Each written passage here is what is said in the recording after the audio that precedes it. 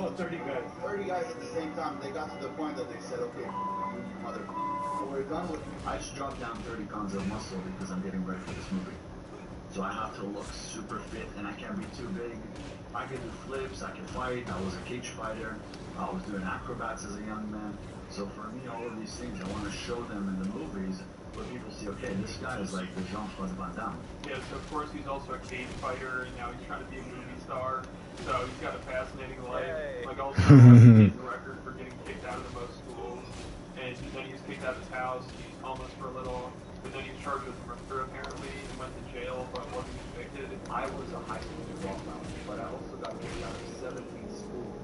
But I never let school get in the way of my dreams. My head over, but this was perfect for me.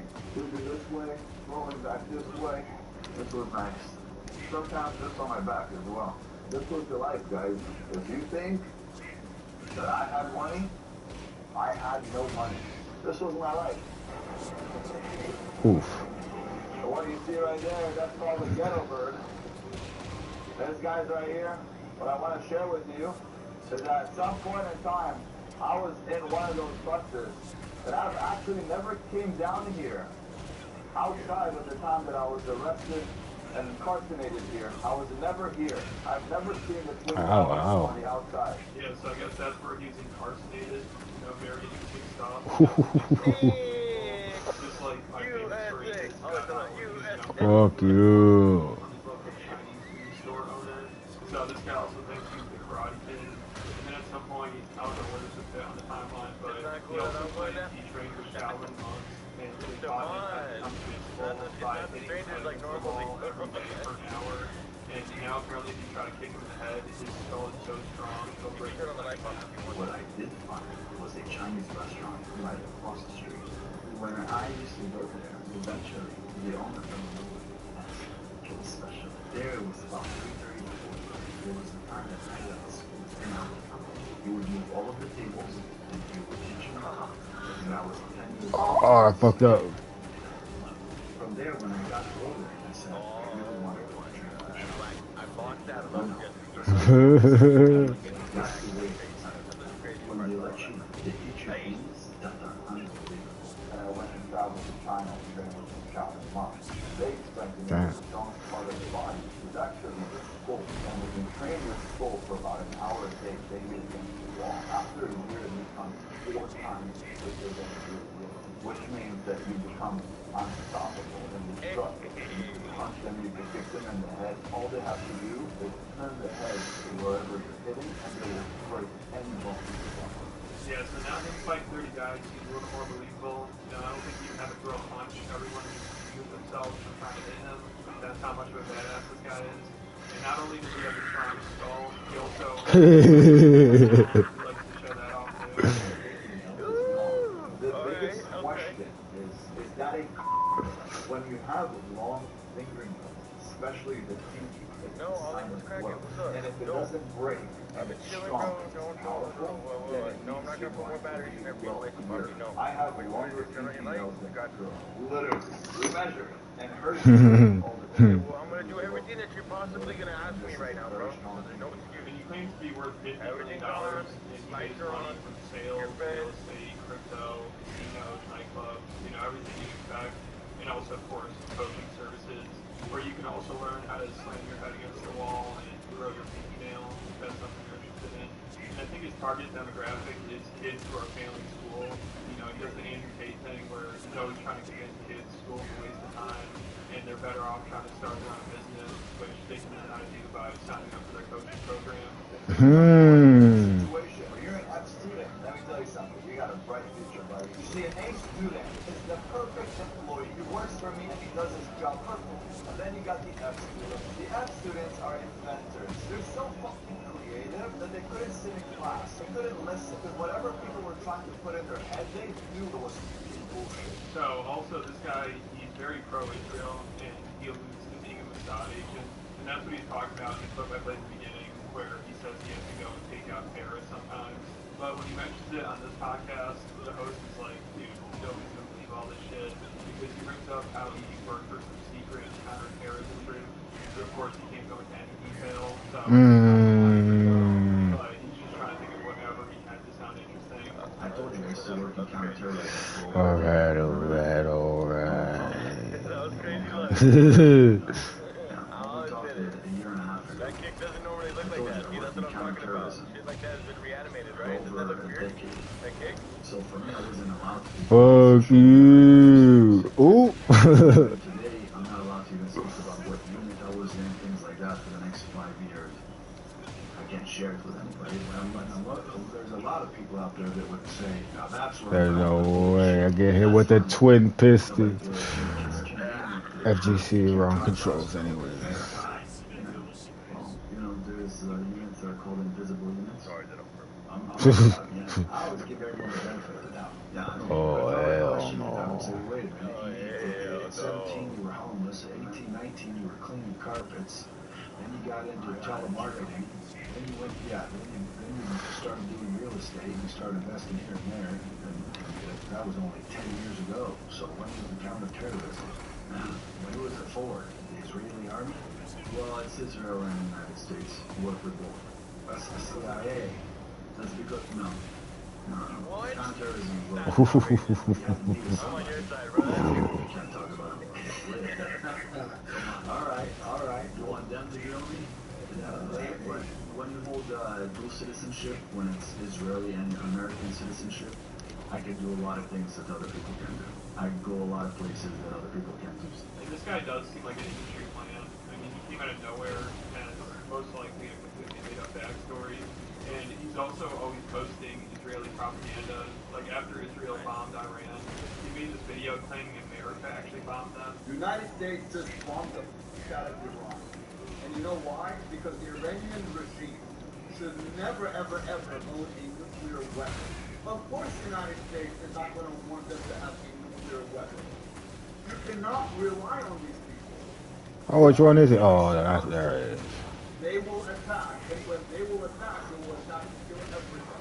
And you're going to say, wait, the State of Israel. Did you hear yourself? Alright. Israel was never a country. It's a state. Why? Because their dumbass can't figure that out. But it's the 51st state of the United States of America. Everything That twin America pistons says is to do, so nasty. Israel does all the dirty work for you guys. Yeah, so him being an Israeli-backed media personality, that's actually somewhat believable. I don't think he's an assassin. Oh, I messed up. You're hitting me from behind? Demographic. That's actually like the most probable part of this guy's story. But let me know what you guys think. And I just posted a big video on Patreon that people really seem to enjoy about how Tim Dillon exposed Joe Rogan's handler. And also Wes Watson, who recently went on this really racist rant I talked about. And Rogan's insulting Guy Fieri's dad a couple weeks ago on his podcast, which was hilarious. And there are over 130 other exclusive videos. There's so much to go through. So if you're a fan of the channel, make sure you check it out. It's definitely worth it. There'll be a link in the description.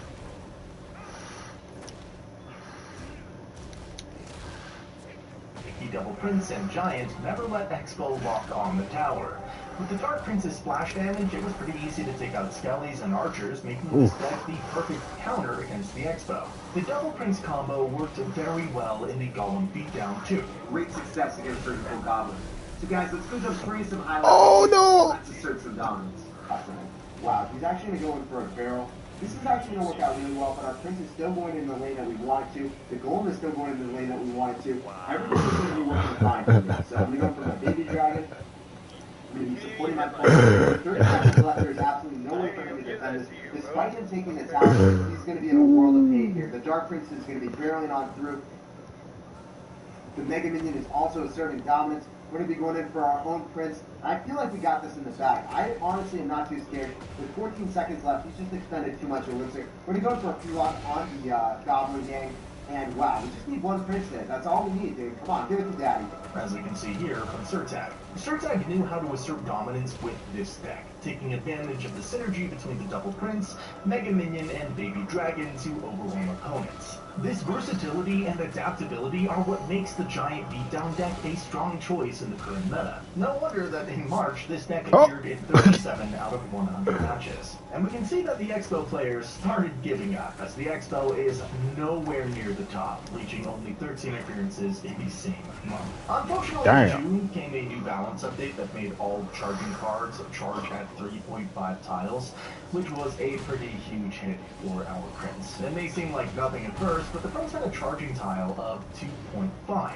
So this increase to 3.5 meant that the Prince didn't often charge quickly enough to get that sneaky, heavy hit on the tower. Dark Prince, Mega Knight, Battle Ram, and the Bandit, they will all now share one thing in common.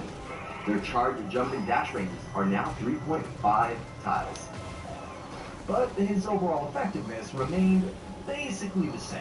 Yeah, the Prince was nowhere near 25% like in March, but he held a steady position of around 15% across all modes of play, still being at the top of the list. And surprisingly, Supercell still thought the Prince was underwhelming, as in September, a new balance update was introduced, increasing the Prince's hit points by 5%. The Prince's health is being increased by 5%. This is very subtle. Not much really changed. His health at tournament standard is going to increase though from 1536 to 1615. This just means that he'll be able to absorb one extra tickle from most of the small hitters like a Knight. You know, a lot of times players will underestimate these buffs, not realizing how much more powerful the card could be just by surviving one extra hit. And as a example of what I mean, let's watch a short clip from Sir Tekken. Okay, what the heck? What do you have, man? What is this insanity? You got the Evarb's like Bridge Spam with the, I don't even know, the Ice Wizard Bridge Spam. You're wild, man. We're gonna end up going for a Spear Goblin here. You're gonna end up going for a Musketeer. We'll poison it. I think if the Prince gets a hit on your tower, and I think that the dominance is insured right now. Yeah, this is a pretty good game here. This small buff made a significant impact on the Prince's survivability in battles, allowing him to dish out more damage before being taken down. And because of that, he found his way into Graveyard decks, replacing the Cannon card, as now the Prince had more HP and could provide an incredible offensive push. But Graveyard wasn't the only deck in which the Prince held a position as a key component. Log Bait was back, and the Prince was in line with the Princess once again. Things could not turn out better. Also, Surtak wasn't the only one who saw the huge potential in the Prince, as Surgical Goblin also started dominating the meta with Log Bait. It was amazing to see how such a small buff could bring so much variety to the game. The Prince was back, and he was ready to shake up the meta once again. Keep watching, because we're just getting started. These first years are just a warm-up, as the best is yet to unfold.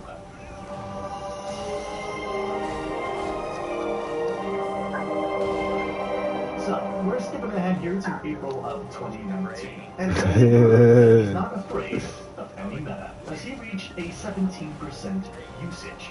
This was primarily because of the dominance of Garland, Royal Giant, and Giant in the majority of players' decks, as the Prince is the best counter against the big, chonky boys. And surprisingly, one of the most popular decks was the Graveyard with the combination of both Princes and Zappies. This deck proved to be a very good counter to the heavy beatdown decks that were prevalent at the time. It's absolutely absurd. This deck currently has the single highest win percentage out of every deck in the game in grand challenges, and I know what you guys are already thinking. Shane, it has Zappies in there. Zappies are garbage. Why are you showing me this deck? Surprisingly, right now in Cloud Royale, the Zappies actually have the highest win percentage out of any card in the entire game in grand challenges, guys. It's absolutely absurd. And because of the rising popularity of Graveyard and Beatdown decks, one deck skyrocketed in usage above all else during April 2019. The Prince Minor Control deck. Secretly overpowered, and very few people actually think so, but when it gets that hit, man, it's incredible. I feel like you only need one Prince hit, and then you can cycle Minor Poisons out for the rest of the game just to win. This deck was able to effectively counter both Graveyard and Beatdown decks. The Inferno Tower could shut down tanks, Poison, Barbarian Barrel, and where's my Snowballs Frankensteiner? counters What the to hell? Graveyard. And with the cheap bats and super goblins, players could easily build up pushes over and over and over and over and over and over again with the Miner and Prince. The versatility and effectiveness of the Prince Miner control deck allowed players to adapt to various matchups and outplay opponents consistently. Also, by the end of April, the Giant Double Prince deck was back in the meta once again, this time with the Electro Wizard, since the Inferno Tower was literally everywhere. It's amazing to see just how some decks never die. Yeah, they can be weaker in some metas, but extremely overpowered in others. The deck reminds me of 2.6 Hog Rider, which was also a deck that really never vanished and was always holding the top of the meta, no matter what. Anyway, in June, players switched from using Electro Wizard to Electro Dragon, as they realized that it provided much more value against the relentless Inferno Tower. Boss actually ended up #1 in the world with the Giant Double Prince and the Electro Dragon. This deck showed up at the top of the meta very often, as more and more YouTubers created content around this deck, and especially Surtag. They're going to beat their match with the guards. Check out this deck for 1200 challenges, hit it up on the ladder, and I think it just has great matchups in almost every scenario. Unfortunately, in July 2019, an update decreased the Prince's range to 1.6 tiles, down from 1.8, which now classified him as melee long. This was a pretty significant difference, as now we have to get closer to troops to strike them. Currently has a 1.85 tile range, but we will be reducing Oh! I tried to go for the grab, I had to save it. We'll have a little more room for error. Those times where you think the Prince can't possibly connect, and then he just connects anyway. It's ridiculous. It's going to happen slightly less now. At the beginning of 2016, the range was 2.5 tiles, so that's already a 35% decrease. That's a huge difference, and we can see the difference here in this old 2016 clip. Starting to break some ground on the left side here. He's got a skeleton spawner, so he spawns skeletons constantly, so my defenses will get distracted by that if he puts in any other troops. Now, fortunately for us, we're able to push pretty hard on the right side with the Prince. The Prince's decreased range made it more valuable to enemy troops, affecting its overall effectiveness in battle. But it didn't stop players from finding new strategies to adapt to the change and continue using the Prince in their decks. In July, the Prince Miner Control and Giant Double Prince decks were still dominating the meta, especially by Surtag and Boss. Both of these decks proved to be one of the best choices against the current beatdown and graveyard meta. Unfortunately, I haven't found any screenshots of the mid-2019 meta, and I hate to toot my own horn here, but if I can't find them, I guarantee that no one can. But I happened to be playing at that time, and I remember just how dominant those decks were in the competitive scene.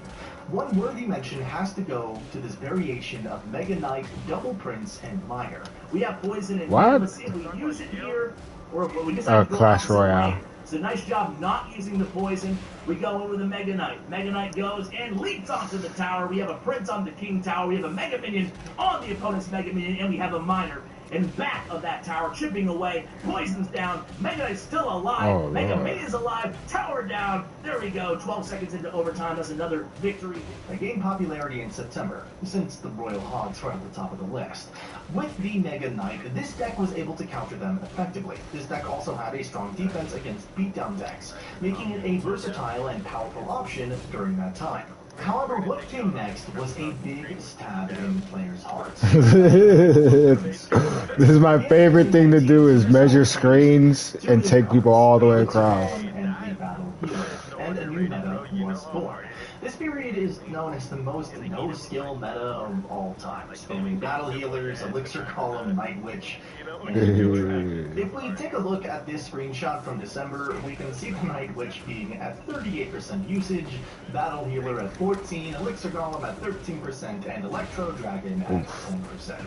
Clearly showing that the elixir golem was the new meta. The Prince's usage rate plummeted to a mere 3%. Ooh, into the grab. It seemed as though his glory days were behind him. But even in his darkest hour, a glimmer of hope remained. One deck, a Goblin Giant Double Prince combination, stood tall against the purple blobs of dominance. With its clever use of cheap support cards and a timeless synergy of the Prince and his dark brother, this deck proved that the Prince's spirit was far from broken. For he knew, deep within his noble heart, that this was not the end of his story, but merely the beginning of a new chapter. The prince's popularity, though diminished, was still far from extinguished. The prince had weathered countless storms before, and he would do so again, rising from the ashes at the metal. I'm fucking it up. At the top. I'm mad I can't figure out what my Frankenstein That brings is. us to January 2020. Should be this, but it's not happening. One of the most irritating cards in Clash Royale history. The Firecracker. With her unpredictable movement and splash damage, she quickly became a staple in many decks, frustrating opponents with her ability to hit multiple targets at once. And her recoil made her extremely annoying to deal with. By the end of January, she reached a 22% usage rate, becoming the 8th most used card in the game. That's why the Goblin Giant Double Prince deck evolved, and players incorporated Firecracker as a great counter to Swarm Troops and air units. Guys, win Firecracker. Adrian is the first pro to reach out to me saying that he's found a deck that he absolutely loves. He says this deck has been destroying for him using the Firecracker. Helping the deck maintain its dominance in the meta. The combination of Prince and Firecracker was really a game changer, as the Firecracker's ability to clear out swarms allowed the Prince to charge straight to the town, at least most of the time.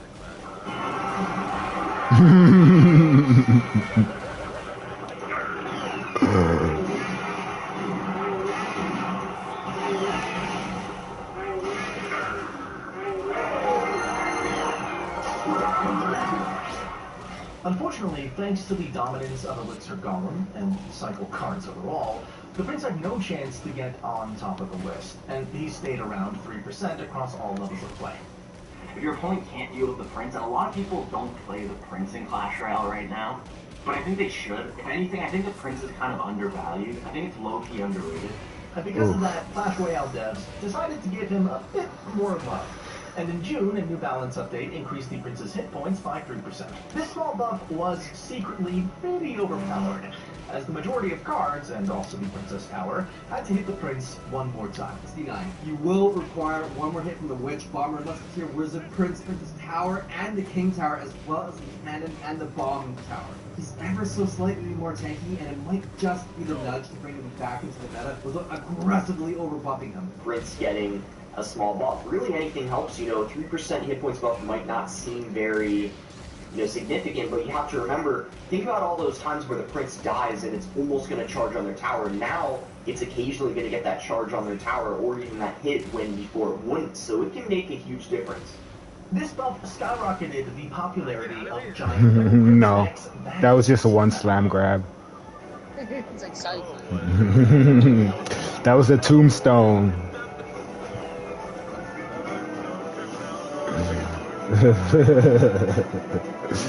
Motherfucker said bye-bye.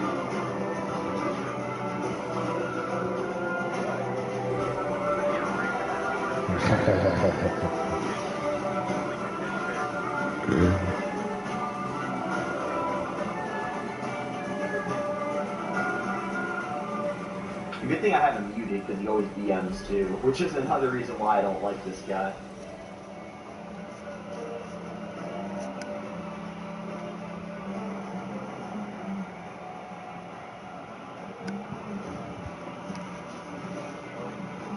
Do we actually have a chance?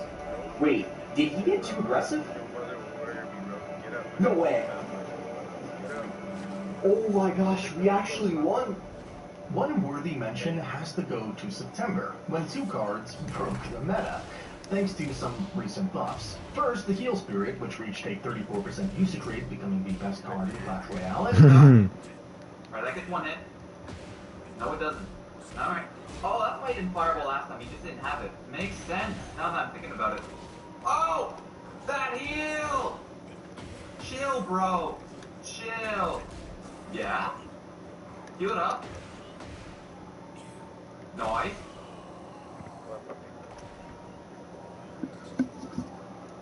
You get a rage there or something. Let's make him rage. Magic Archer, Ram Rider, and Heal Spirit. Magic Archer's gonna lock on the tower, we can heal it up, and get so much more damage, win the game immediately. You love to see it. And then second, skeletal dragons, which hit a 22% usage rate. It's kind of no wonder that this golem with skelly dragons and heal spears proved to be pretty unstoppable in the Clash Royale competitive scene. Now, right here is a 4.5 elixir. Golem double crit pump tap with the heal strip in there as well. That's the single most broken card in Clash Royale. And honestly, makes this deck so easy to use. You just turn your brain off and lose it. Never seen that before in my 4 years of Clash Royale. The Goblin Girl pumped with the RD sword. You like heal strip there. Just give up the entire print. How is that legal? The heal strip pumped it. Yeah, it doesn't come with mods for people like you. Yo, you drinking here, please? People like you now. There is no mod. Okay. Get my Dark Prince up, please. One more Dark Prince here. Yeah, I'm kind of confused on why my shit isn't coming out. In December, the Princess usage rate doubled, from 3% up to 6%, but the sudden surge in popularity. Well, in the December balance update, Bats and Goblin Giant received a pretty significant buff, bringing the popularity of Giant Double Prince back to the top of the meta. And so, as the final moments of 2020 ticked away, the Prince rode off into the sunset, his legend growing with each passing day. His place in the annals of Clash Royale history forever secure. With a steady glint in his eye and a heart full of determination, the Prince charged forward into the unknown, ready to write the next chapter of his epic tale.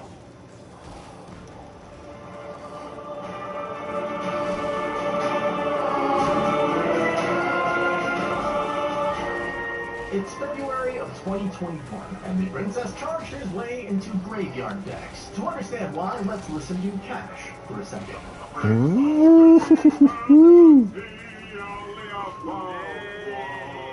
Today I got and 2 Princes to be exact. Yes, it's graveyard deck. I saw it in the friend portion of Oh my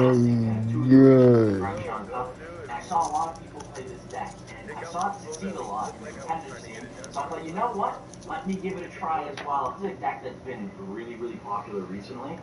It's been rising in popularity in the Brenchon Cup, and I think there's some merit to it. Why it's been so popular is because it's really good. As long as we can just not give him that, okay, he gets a little bit of lightning value, but not as much as he should have. This is the push. This is where I just win, correct?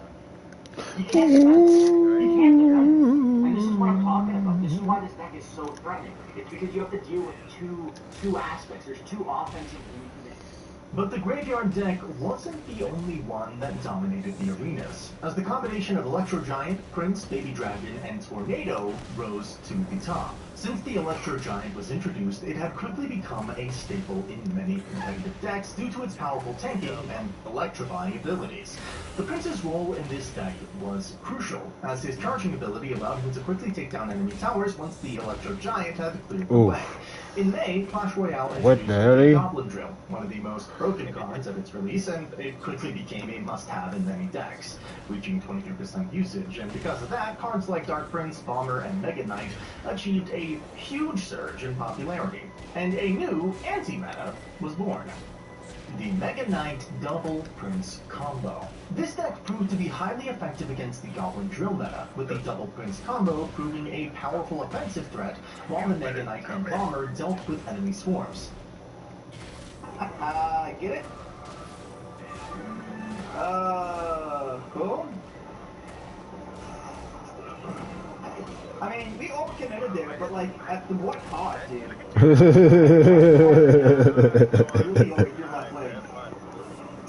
Maybe risky, but that's how we roll, dude. That's how we roll. He's gonna tower try with us. There's the Electron Wizard right there. Ah! Save me! Oh, he's got a Princess Roll as well? What? Oh. Put this down. Only 3 crowns? I didn't see that! What? I thought we were gonna lose our tower there, dude. Thankfully, the Goblin Drill was nerfed several times in the upcoming months, and the balance of the game was restored. A bit.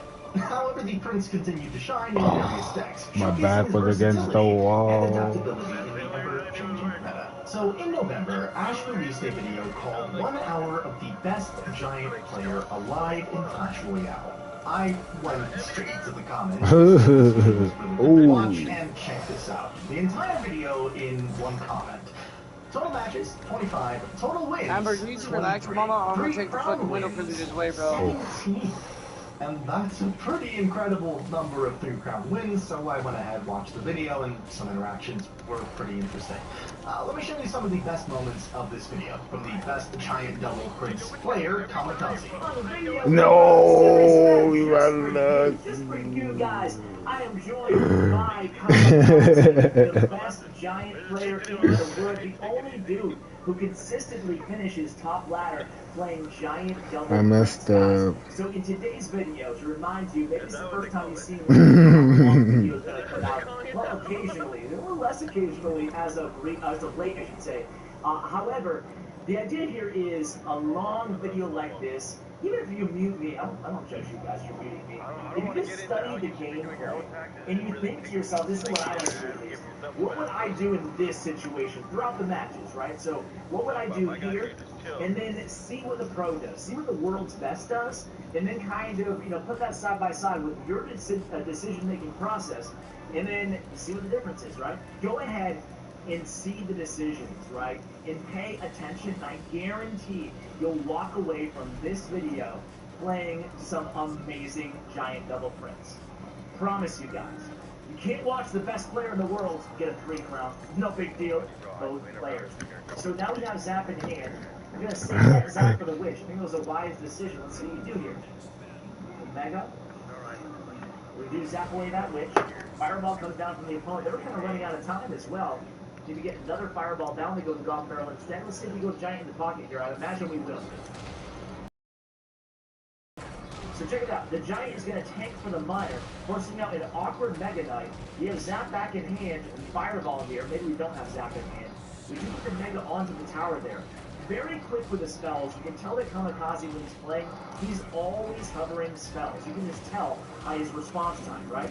He's always hovering his spells after he drops truth. Sorry about the connection there. I had a little couple glitches on the screen. Not sure if you guys saw that. Anyway, here we go. Miner goes in front of the tower. Elite Barbarians come down. Dark Prince is going to charge against them. And Prince is going to finish off those Elite Barbarians. Now these points kind of screwed. Oof. Maybe they're not. Mega Knight comes down, but not before that. Prince gets one joust jab onto the right tower. Here we go. It's going to be a Golf Barrel coming down. We go Mega Minion as well. Again, that Mega Knight is not going to leave. I thought he was going to. That is not the case. Dark Prince down in just a hit of time. Here we go again with the Witch. And here we go again with that same push here, guys. Miner to the back of the tower, recognizing there's not a lot of HP left on that tower. All we need to do is get one giant Miner combination. See how we're using tattoo I'll ever get in my life, I think. I'll show it off. We'll do these kind of things in longer videos. Inferno Tower tattoo, ready? Hey, I want the front, huh?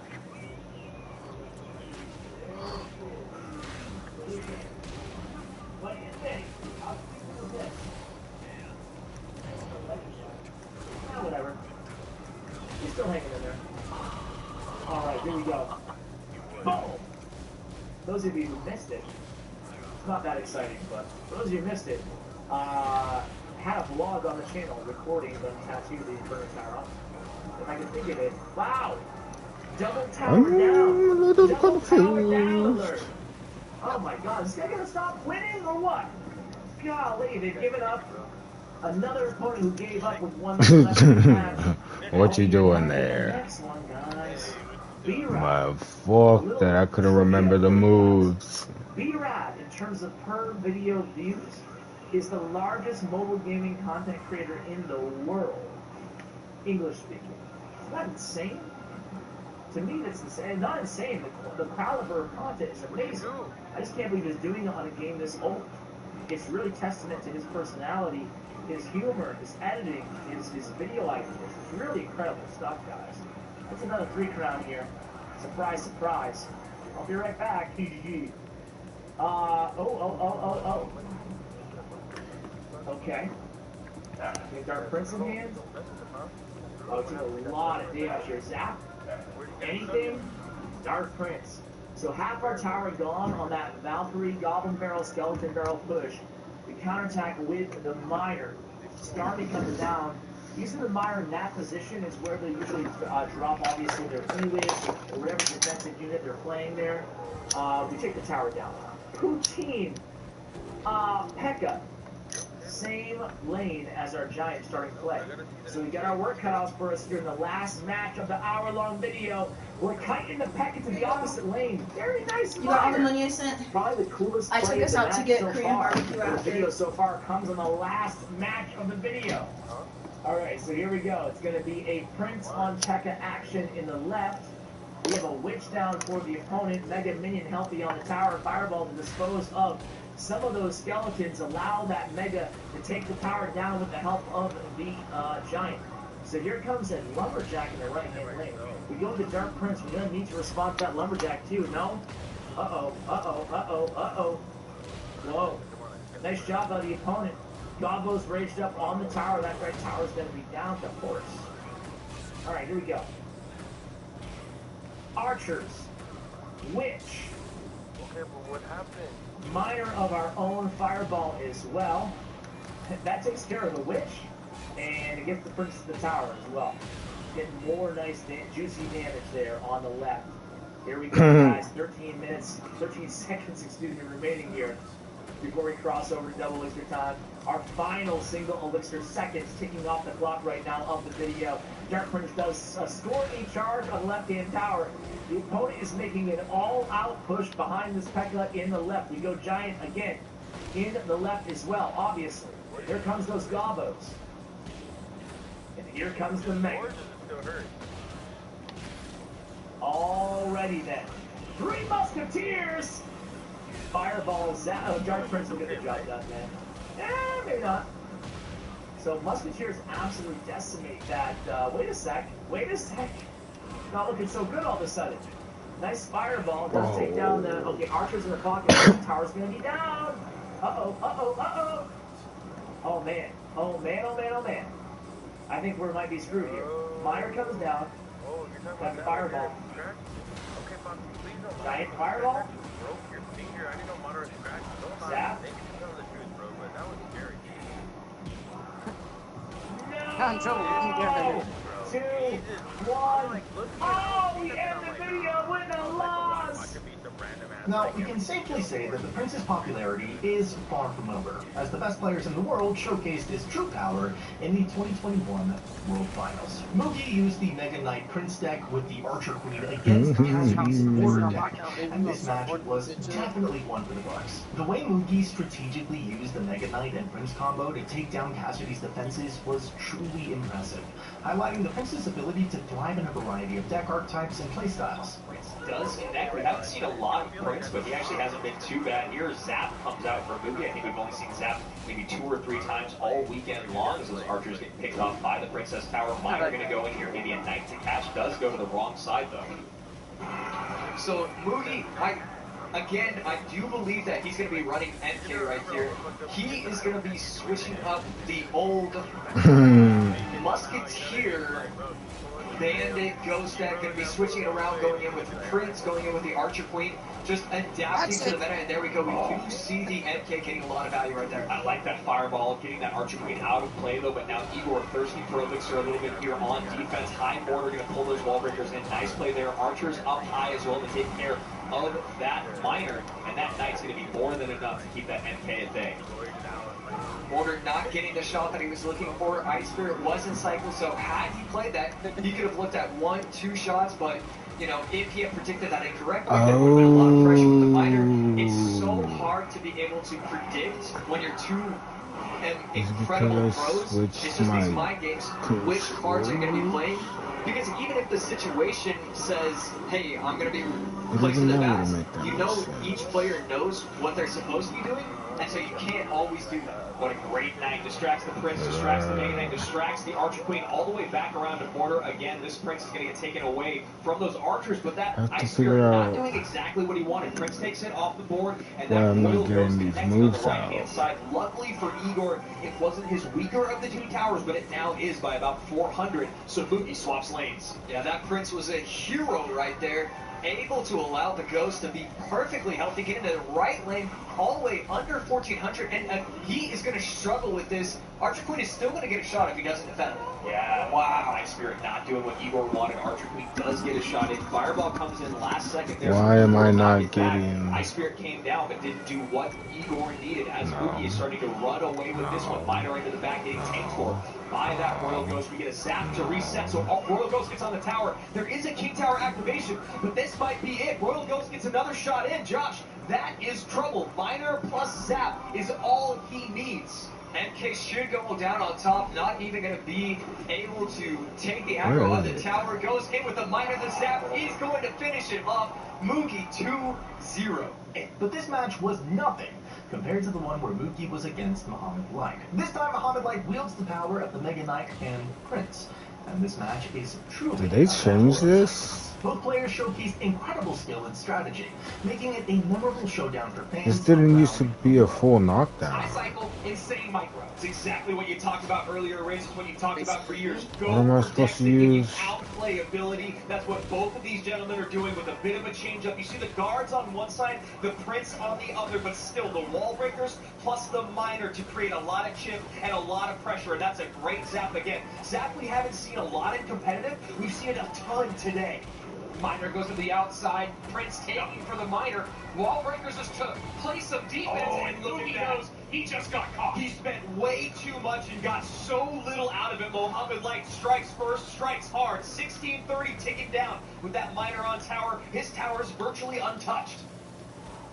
What a crazy way to open. And Andrew, I'm a drill spammer. Everybody knows I talk about it a lot. Drill has not been very successful at this World Final. No, you know, we saw a ton of it on day number 1, and it was maybe split down the middle or much closer than we've seen it days 2 and 3. It seems our competitors have kind of locked down that Drill, figured out the best ways to defend. And the other thing about Drill is that that's the thing you have to really worry about the most. And they've been having a good time defending easily at the bridge. And we just saw a little laugh out of Muhammad on the screen. And so far this weekend, that has been a terrible sign for his opponents. That's very true. And you know what? You got to feel like it's got to be Julesy on the other side of that headset. And you have to give credit not only for his analysis, but the fact that you can keep your competitor having a good time at this level with this much on the line. That's a lot for a coach to do. The defense Muhammad Light just played against that Drill wall breakers push was absolutely brilliant. He played the wall breakers defensively to pop the Drill, and then arrows behind. That is next level game. And you talk about the arrow value. Not only did it clean up those goblins, it also took the wall breakers off the board that were coming in. There's that zap, but the zap ends up allowing the wall breakers to connect. Nice connection there, but still down by about 1,000. And now this is where Moogie started to take control a little bit. He's gotten a better rhythm. I think that maybe he was a bit out of sorts in cycle earlier in the game. Now he has the guards pretty consistently for that Prince. Doing a good job, but now this Mega Knight's going to set up a pretty big push to the right-hand side. And I was just going to say I would really like to see Muhammad Light use that Mega Knight on this defense specifically. You saw a big-time spend by Moogie in both lanes, so use that MK, stop the wall breakers, and create a bit of a counter push. Minute 40 remaining here in sudden death overtime. Around 2,000 HP, 2,100-ish on both sides for Muhammad Light, currently in the lead with that 1398 on the opposite side of the board. Threats coming in. That Prince value with the MK is something I'm sure we'll be seeing a lot of as this continues to tick down with only 80 seconds remaining. Miner going to go to the back, does miss the Valk, and now Wallbreaker's tanked for by that Musketeer. 12:24 the mark on the right-hand side, and now going to tank for the Bomber in the left-hand lane is that Drill. Wall breakers will not touch this time, getting taken care of early enough, and that Muskie now will pull the Valkyrie. Good spot here as we go into triple. That Tesla up high, unfortunately for Mo, that Musketeer does not stay alive and assist the offensive push he had coming in, but Miner on the tower once again. If there's one guy that knows how to cycle Miners rapidly, ravenously, it's Muhammad Light. And you kind of see a little tilt of the head there from Moogie in that moment. Just cannot catch a break right now with those Miner catches. Good variation here so far from Mo. And that's the other thing, that mind game that goes in. Nice pre-cycled guards, but he goes to the front with the arrows, and that is why everyone is calling him the best in the world. 3 miners not caught, even with 3 cycler guards and a brilliant set of arrows to get that cherry on top. I cannot believe those wall breakers did not connect on the left-hand side. Miner now going to the right-hand side for Mohammed Light, adding to that lead right now. Arrows to go on top, and that miner is just putting the hardest on that right side tower. Incredible. Zap plus arrows will do it. Mohammed Light takes game number 1, and he's one step closer to sending this to our super grand final. Amazing match, but Muhammad Light is just Man, they let some food involved. And by the end of 2021, the Prince still held a position at around 5% usage across all levels of play. He definitely wasn't considered broken or overpowered. He was finally in a healthy and balanced spot. But that was soon about to change, and 2022 brought one new wave of balance changes that would shake up the meta once again.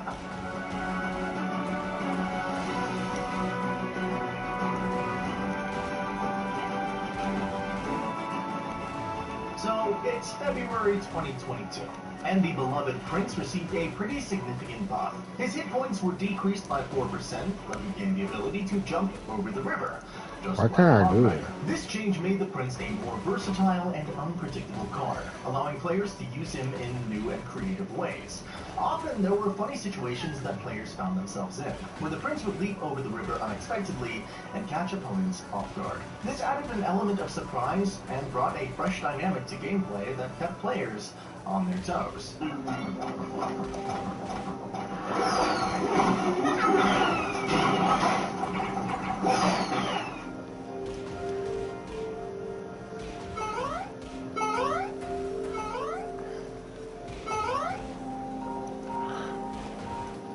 However, it didn't actually boost the popularity of the Prince that much, and there were no new decks created, so let's just jump straight over to August, where our Prince received yet another update. This time it was a nice buff. A balance update decreased the distance required for charging to 3 tiles, from 3.5. You know, half a tile might sound like nothing, but actually this small adjustment made the Prince more viable, as it could now connect to the tower quicker. For instance, let's watch this clip from Surtag. I think this will be fine, because when I want to deal with negative, this might actually get this on the tower. I'm mad that the timing is just so weird. One hit at least. Maybe he gets a charge. What? Did he get a charge? No way. This is a clip before the buff, and in this interaction, that 0.5 tile difference Boom, would boom, mean boom, a boom. charged up hit on the tower, making the outcome of the match completely different. In October, the Goblin Gang received a nice buff as well. Clash Royale devs added Doesn't one make Spear sense. Goblin 1, to the 2, gang. 3, Up to 4. this time, there were only 2 Spear Goblins and 3 Goblins, but 1, since 2, the balance 3, update, they 4. finally skyrocketed usage rate, and with them came the Goblin Giant Double Prince deck back into the meta. Now, it was very interesting to see just how powerful the combination of the Mega Knight and Prince is, since the best players used this combo in 2021, and we're about to see the same combo from Morton in 2022. Morton is one of the top players in Clash Royale, and in this match he's against Air Server, who used the Mortar deck with the Skeleton King. This match was very intense, and both players displayed incredible I skill don't have and enough strategy time. in their gameplay. Now What do I have enough? throughout this bracket, Morton has gone a combined 4-1, now 5-1. His only loss against Mookie, so I think that's forgiven. I think technically we can say there are 10 players who are undefeated throughout this bracket. I can 100% agree with that. Nice zap from Morton here. Looks like we're going to be having now a Miner here matchup. Obviously a bit different. Morton with the Mega Knight Miner, whereas Air Server using a Mortar Miner Skeleton King. This Mortar Miner Skeleton King deck is so popular in this World Finals. It wasn't as popular before. Do you think there's a main reason for that, or do you think it's just kind of a fad? Yeah, I think that's a great question, because you know, we're still seeing the giant skeleton, so then you have to assume maybe it's because of the loss of mirror in every single deck. But right here, it's always been strong. That was never the problem. It's just, you know, the cards that are in this deck probably just work better with other cards like the mirror giant skeleton. For sure. So the other big thing in this matchup is the fact that Morton has 2 small spells. This version of Mega Knight's Miner Wall Breakers doesn't always have 2 small spells. What? This one does, and that's going to be extremely useful for Morton going down line here. He can always just arrows the Skarmy, zap the bats, and he's going to be in a really nice spot.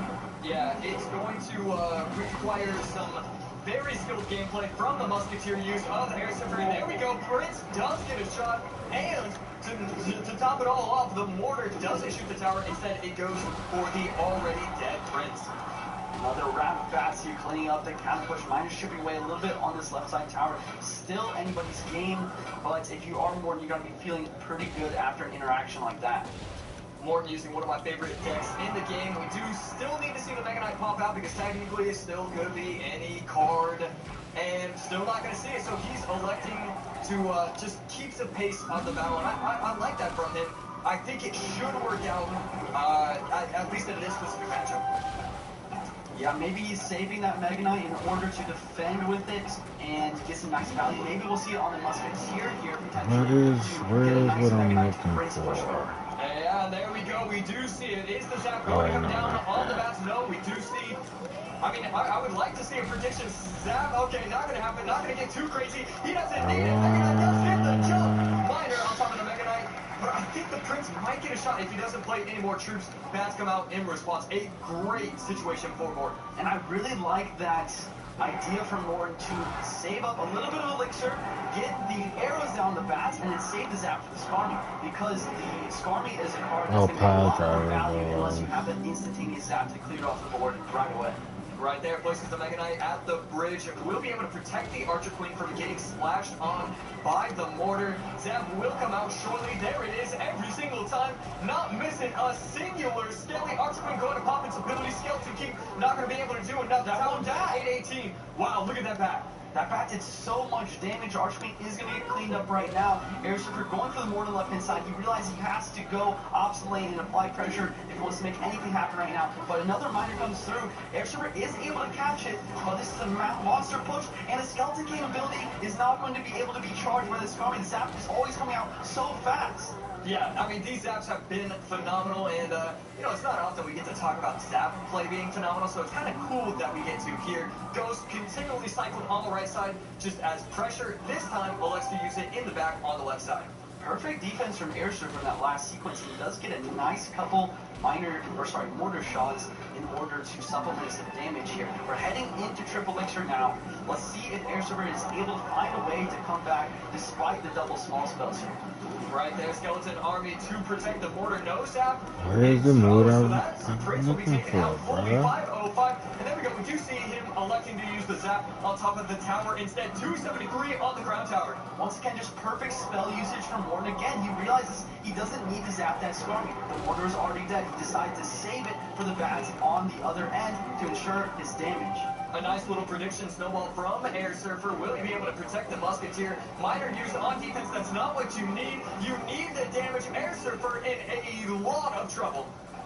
Archer Queen really is going to take out a lot of these bats, as well as get a couple shots this morning. Only 10 seconds left. Air Surfer needs a miracle if he wants to take this game right now. Mega Knight will not jump. We do see the poison plus the snowball. Mortar will not lock on to the ground tower. Mortar will take a 2-0. Our second 2-0 of the game. Well played by Morton. Air Surfer stood no chance. So in October, the Phoenix was introduced, and it was one of the most broken cards in the game. With its fast attack speed, high hit points, and gosh darn revival ability, it quickly skyrocketed to the top. Also, the Monk was introduced, costing only 4 elixir at the time. The Monk proved to be one of the best champions, with its ability to reflect damage and shut down enemy pushes, making it a game changer in the meta. Both the Phoenix and the Monk ruled the meta for weeks, making the Prince one of the most useless cards in the game. So in November, the Phoenix hit a 73% usage rate. The Monk reached 47, and look at that, the Mirror at 34%. If the worst card in the game, like the Mirror, becomes meta, you know, there is something wrong with the game. And our Prince didn't stand a chance against these powerful cards, reaching only 2%. With that in mind, we're entering 2023, in which Raymond will face one of the biggest challenges he has ever faced.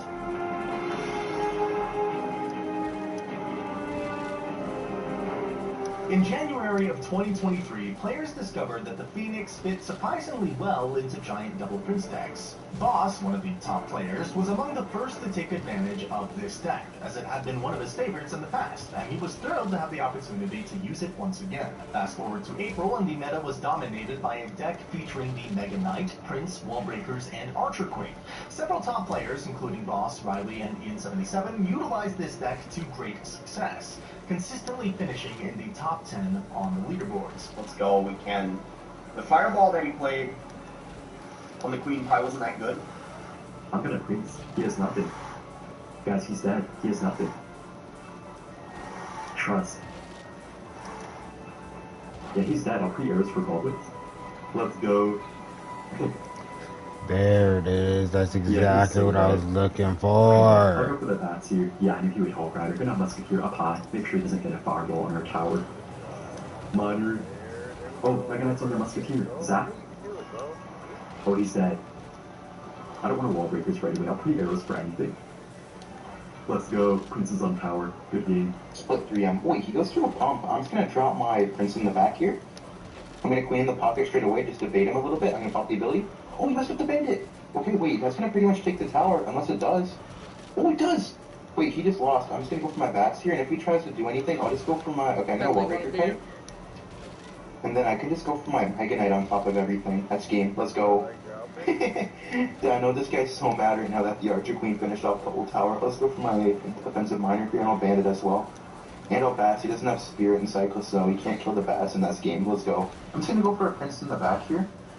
I don't know, but I have like a weird feeling that he's gonna Magic Archer, just because he's down damage and he's mad. You saw he was emoting. Yeah, he Magic Archer, so I'm just gonna Mega Knight here.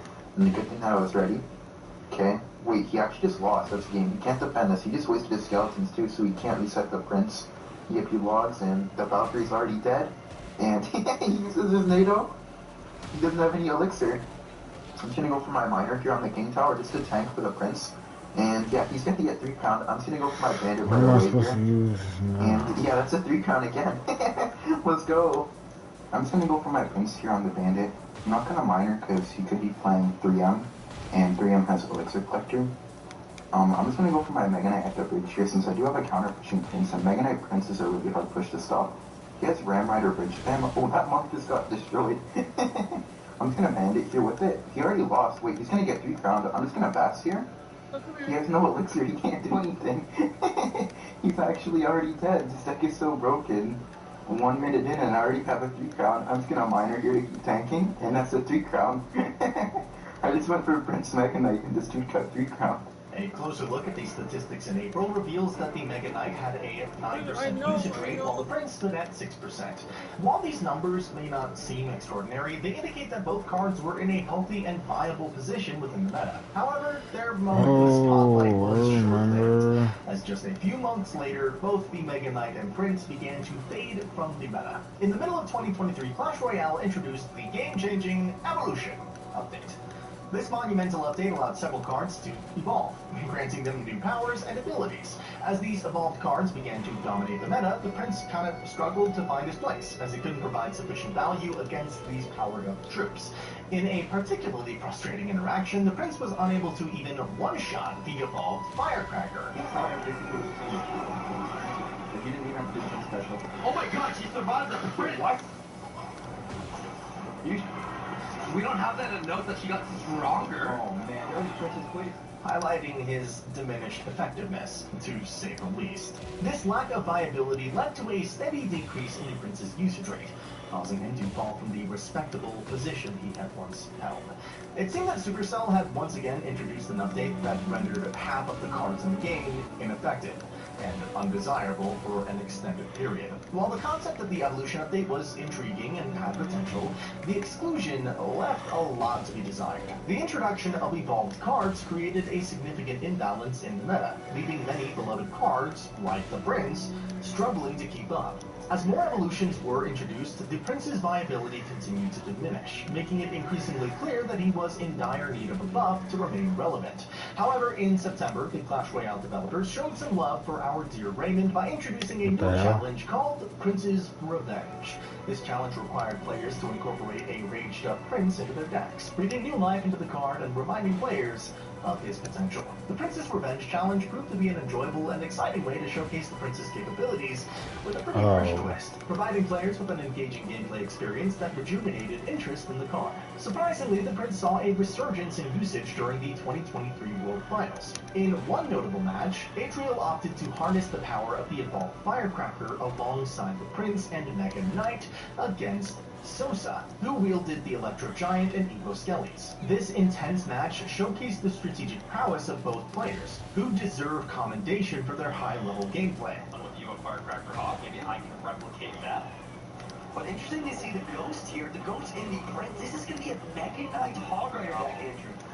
Very interesting. And we're going to see how that stacks up here as we move forward. I mean, at least you've got the skeletons there to surround the Evo skeletons for the Rolling Ghost, and of course the skeletons to help with the Prince. But NK could be very interesting as we move forward. So Mega Knight Prince Hog versus Yes, most sir. likely using Electro Giant here. Trying to think of how this matchup really shapes up. It's really going to have to do with how this single elixir comes. And you know what, honestly, I'm wondering if Adriel's kind of ready for this, because I was even thinking in my mind that Sosa was going to play E-Giant in this second game. And I also don't know if I love how much he's leaking at the moment, because Adriel has a deck that can kind of be a little bit more aggressive. Yeah, I think that makes sense. Maybe he should have just cycled the skeletons a little bit quicker. Maybe he's just waiting for a response to deal with from Adriel's side. Well, obviously, Sosa's deck being as heavy as it is going to be a lot more effective when we get into double and triple. Yeah, what am I not doing? And Barn comes out, and looks like one bat maybe got a bite in there early on. But that Ghost splashing left inside gets some solid damage over there as well. And like we talked about, the single elixir really going to dictate how much damage Adriel can get. And he's done quite well for himself here. Absolutely, and we'll see if he can continue to add to that with the next 47. Prince charging in, hitting that Goblin Bowler. Evo Firecracker could get a lot of value. Sosa's options are either lightning or letting it value, and it's tough. I was going to say, with that Goblin Cage out of cycle, you imagine that Adriel will want to go strong on offense. Down to 1469 is that right-hand tower, and then this Evo Firecracker, maybe, nope, not going to get any support there, but a couple hits in. 1173 as an E-Giant comes down at the bridge. E-Giant at the bridge, he does get very nice lightning, stopping that Prince charge. He has to worry about the Ghost on the left inside, but he's got the Skelly surround. This is solid damage for Sosa. Yeah, this is great for Sosa. Maybe seeing the first bit of light in his World Finals run, 1173 to 1478, feeling a lot closer now. What? Barbarian Barrel takes care of the Firecracker, preventing any damage, and the cage perfectly placed to stop any hard hits. Sometimes it only takes one play or two to feel like you're back in rhythm. And finally, for Sosa fans and Sosa himself, feels like he might be there. Adriel going to have to feel a little bit nervous and maybe play a little bit better defense than we saw on that last E-Giant set. Evo Firecracker at the point, it's lots of damage. It's so much E-Giant getting taken care of by that Prince quite nicely as well. And no NATO there for the Hawk. Bowler's already down. Double bowlers are in, but Bowler is no longer behind the E-Giant. It's going to, I guess, technically tag for this Phoenix egg, but I'm sure Adriel will get on top of that very easily, and it's an NK right on top of that egg. Bowler getting some nice shots on both sides, but the right side's what matters. Prince is down, and he doesn't have any way to stop it. It has lightning, and Sosa's gonna take it! Wow. GG's, ladies and gentlemen. And we're going to game 3. Despite Adriel's valiant efforts, Sosa's masterful pressure with the Electro Giant in the final moments secured his victory. In the following match, Morgan once again brought out the Mega Knight Prince deck to face off against Ruben and his Electro Giant deck. Fans were on the edge of their seats, wondering if the Mega Knight Prince combo could overcome the formidable Electro Giant this time around. We've seen it a lot, and I think we're going to see it again. This is looking like Egypt. So Mega Knight Prince Hog here against most likely the E-Giant deck. NATO, of course, going to be a problem for those Hog Riders, but then if you get that big push behind and the Hog Rider gets NATO'd in, that could be devastating. Of course, as we're seeing here, Tombstone needing to shut down those Princes. Yeah, Ruben, I mean, oh wow, seems like he's giving up a lot of damage right there, but down to 140. It looks like if he's running the E-Giant deck, he can just win once it hits double this. He just has to defend out. So that's why he's giving up that shift damage with the Bandit. He wants to be able to build those pushes. Prince to control the ball on the left-hand side. Morton might have to, he is very low on elixir. He's going to have to take some damage here on the right-hand lane. Goes with the Bandit instead. Picks up the Archers and the Baby Dragon. Clean defense for 3 in the right-hand lane for SK Gaming's player. I can see a little bit of frustration on Morton's face. I really think that if the matchup is the way that both of these players are suggesting This is not making sense. I think Ruben will have a huge matchup advantage. Here we go, double elixir, and now both players slowing way down here. And you gotta wonder, does waiting until triple give the advantage to Ruben? And of course, with Morton, and I guess we're not gonna have to answer that question. Morton wants to react to this E-Giant as he does here. Wow, it's very rare when we see players just leaking elixir once double elixir happens, but it makes sense. You have the MK, it's hard for you to defend against these E-Giant pushes, and you want to be able to set up the correct pushes. Baby Dragon will take out the Hog, it's going to get several shots, but that's okay. You have your pushes starting. This is what you want if you're Ruben. Yes, you're giving up a lot of damage, but this is where you start to get damage on his end. So 1200 HP or about 1100 HP the difference right now. Bandit and Mega Knight. We see Morton having to ignore the ball. That's not for enemies. That's ridiculous. Hit the ball mark on the right-hand side. Firecracker finally comes with the Mega Knight. Boulder working against that Bandit. Tombstone on the left-hand lane. Firecracker doesn't get through. No, but the Hog Rider is going to get maybe 2 here. And just gets the 1. 14-01 either way. Still 1,000 I remembered what I needed to remember. Yeah, Morton doing a great job, and you know, now I have to take a look at the deck and see why he's actually finding success. And that's because most of the time it's going to be Mega Knight, Minor, Wall Breakers. Instead, this Hog is creating havoc. Last time he almost got multiple shots. Archers are the only part in sight. This Hog creates a lot more problems that the Wall Breaker Mega Knight version does not create. An excellent Prince there by Morton to defend. Ruben not finding a way to get to the second level. Finally goes E-Giant into his weak hand side, which is also where he has the most damage. E-Giant going the same lane. Should not have the Firecracker, and there we go. Actually, the Firecracker Evo being used, so that's interesting as well. Lightning for that Evo Firecracker. Hog on the right-hand side with minions behind of all the Archers out for Ruben. Prince trying to work against the Electro Giant left-hand lane. Damage on the right-hand side does give Ruben the lead in both lanes with 50 seconds left. Baby Dragon not going to cross the bridge, so Morton able to defend this fairly easily, and right there, the E-Giant coming out just a tad bit too early. Hog plus Bandit, he's not going to choose to NATO to the King Tower, so will the Archer be able to take it out in time and do it? And that's going to be a lead for Ruben, finally, with 30 seconds left in OT. 1296 to 1401. Hog on the right-hand side, Roller will defend. Mega Knight doesn't lead. Mega Knight almost connects, just barely doesn't, and that could be a turning point here. 18 seconds left, and Morton does not have a lot of spell power to go against this lightning. Yeah, right there. Double Baby Dragons up. The minions are going to do nothing. The Hog is going to go to the Tombstone. 979 to 1401. This is going to be Ruben taking out Morton. Oh my. Yeah. There was a new one supposed to, a new one was supposedly going to come out, but it's only on Xbox. In an unpredictable manner, with Morton displaying exceptional skill throughout most of the battle. However, in the end, Ruben managed to clinch a hard-earned victory, leaving spectators in awe of his performance. As we stand at the precipice of 2024, the anticipation was palpable. There are whispers that our beloved land is poised to take the Clash Royale meta by storm in the coming year. So brace yourselves, for the Prince's reign is nigh. Or, I guess I should say, hey. The stage is set for an unforgettable 2024, and I, for one, cannot wait to see what incredible feats the Prince will accomplish.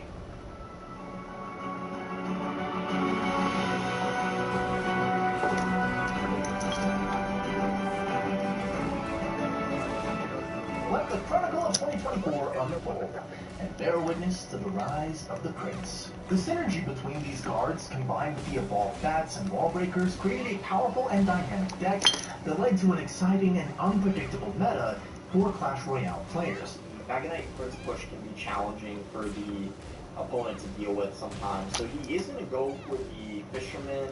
We got the Prince coming in though, and this is what I was talking about. The Prince is just hard to deal with, and then because he just used his Z-Spirit, now we have the Bats coming in. oh, fortunate that he went for Evo Bats, but we got a massive amount of damage over there. I feel like I cannot complain with that at all. Is he even going to go Mega Knight or RG here? All I got is my... Alright, please, these need to heal up. Sweet. Those are going to be... Yep, he has to fireball those. But, only issue is he's pretty much going to take the... Is it? He took the tower. That is great. At least, we got his. That's okay. Okay. I don't know. I don't like this two-tower situation, though, against RG. But this was just the beginning. In June, Supercell realized the Princess...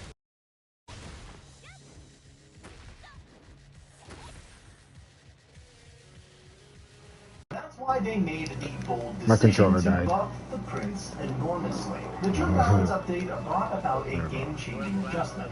The distance required for the Prince to charge was decreased to an astonishing 1.5 tiles, down from 3. This is absolutely insane. A whopping 50% reduction in charging distance. This change effectively transformed the Prince into a mini P.E.K.K.A. on a pony, as he was consistently dealing double damage with his lightning-fast charges. No joke, guys, after the balance changes, the Prince is very strong now. Everyone has been focused on the Goblin cards and the updates that people haven't been paying a ton of attention to the balance changes. But what I've noticed is, ever since the balance changes have gone live, there's been like 50 people running the Prince in the top 200, which is pretty ridiculous. For the first time in Clash Royale history, players found themselves truly intimidated by the Prince's presence. I knew I should have did something there. The slightest misstep could spell defeat. The impact of this buff was nothing short of remarkable. The Prince skyrocketed from the bottom of the list at 95th place with a near 1% usage rate in May to securing a spot among the top 9 best cards in the game, boasting an impressive 27% usage rate. Now, that's an astounding 2,600% increase in usage. The newly buffed Prince became a force to be reckoned with in the arenas, and those who had long admired the Prince's potential finally had the chance to witness him dominate the battlefield once again. This resurgence led to some of the most insane and memorable gameplay in Clash Royale history.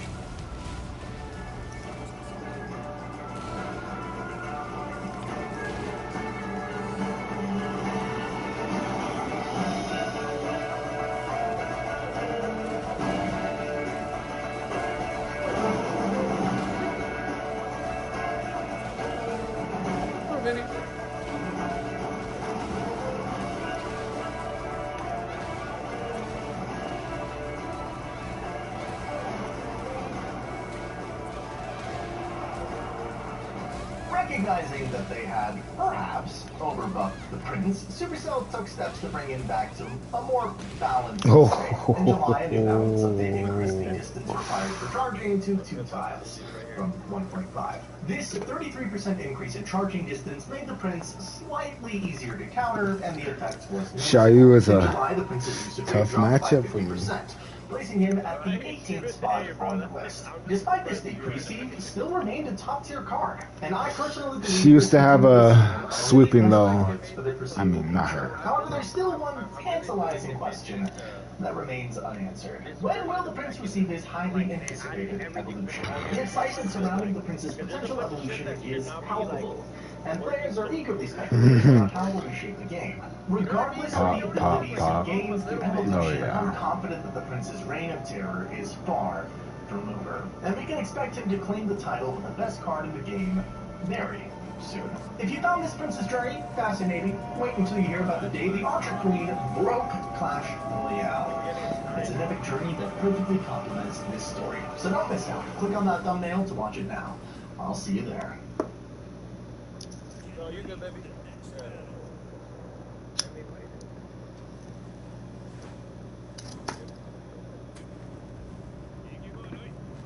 Oh! No! He actually straight up finessed me with a Dark Goblin on a flying machine. I literally put out. This guy beat my ass in a tournament. I got 3rd place, yeah. You got to be the King Tower, but at what cost, right? The Dark Goblin. This guy is this deck is No, good. large. Obviously, Oh. one of the decks with higher skill. Oh. There's not much else to say. I can say sometimes I just didn't play well enough in the last game. Thank you for the deck. Spencer Harvey, I should have looked at that. I know you stuck with that mid-ladder Mega Knight. They just crapped on me, man. I got violent right away, that was not fun. Like him That and was Clive, so violent. I'm still kind of new to them, so I'm like, I don't look like. Alright, you go Wick, you go Ice Spirit. I just see my brother play him a lot, so I got used to it. Let's go. Red Skitters. Tango. Eventually getting all the stuff that I said I would be done. We're not being that much of a joke. Figuring it out as we go, right? Who's done here? Oh, I'm gonna work out today too. Probably not gonna play pickleball. Probably just work out. I don't think I'm gonna do one of those.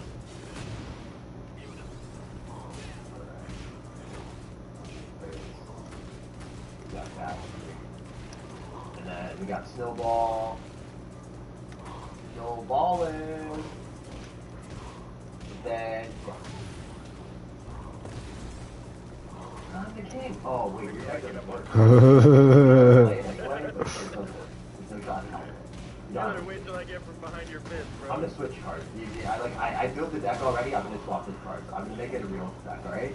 So watch what I do. I'm gonna make your deck better because your deck doesn't work. I literally would use backing my head into a wall because you do not have the cards. So if you're still maybe you can put it in the back. But you have to build this out of full. Ice Spirit also shouldn't be involved. Ice Spirit shouldn't be down. So we're just gonna make your deck here. Then we can keep the Tombstone in there because I think that you want the skeleton piece. And then we don't want this. We want this. Barber on this. I mean, you kind of think Barber on the wall, but I to be honest. Oh, that move is insane. And then honestly, that's probably almost very hard. That's like this. I kept all these. Then reorder is really good. We can put Snowball there for one. I think it's fine. This deck might work. Maybe. I don't think it will, but you can't play a deck that has no condition if you're literally not going to read it. Like that's just, it doesn't work. Like you need a card that can target the building. You gotta have to hit a big power. Then if you don't have a card that can target buildings, I literally can't play it. Like I'm not gonna win. Like I just can't get a card towards the tower. Like the card will actively just not reach the tower. I won't win the game. What the hell? I can't fulfill the basic. Maybe let me rematch. It's not like the deck concept is bad. So I'm just saying playing the cards. Like the cards are fine. When do you ever see me play Lars ever? I thought that was me. One for the whole family, baby! Actually, I don't know if that was good for me. Oops, I did not mean to do that. Motherfucker's gonna play Elisa.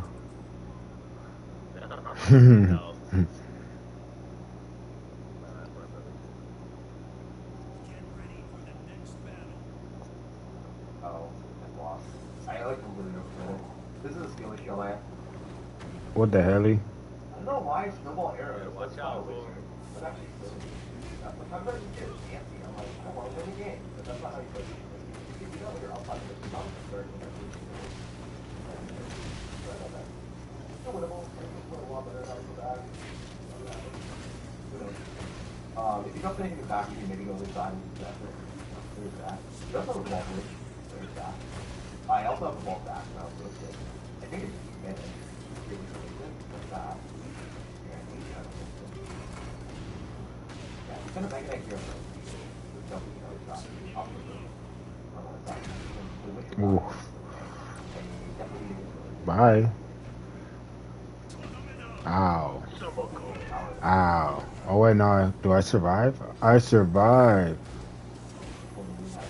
Oh. I should have pushed. You know you can handle the Kenko kicks, dog.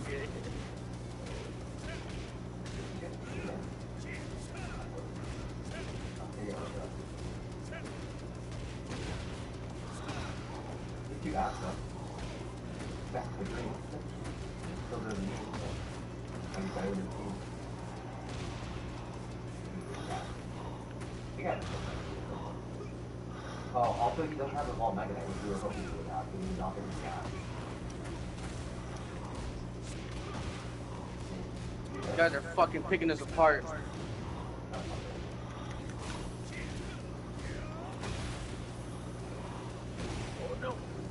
Yeah, I should have won this game. It's actually the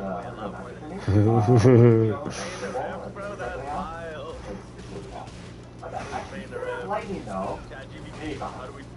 It's still my favorite. I still think Super is my favorite. Lightning Storm in the air, just rock. Oh, I hope it's better now. Please not Lightning Storm forever. You're not in a pixel zone. The reason I hit Ultimate Champion, love your videos and hope you're having a great day. I'm not the Ultimate Champion. You hit Ultimate Champion because you worked for it. Congratulations on it. And maybe I helped you with different facts or different tricks and stuff, but you earned that yourself, right? Thank you, Carter. Thank you for this. Also, Still Valentine, thank you for the 20. Iverson Rude for the 5. All the spots are always welcome to Tippy Happy Beats. Tippy and Pisces. I almost said Tippy Happy Beats.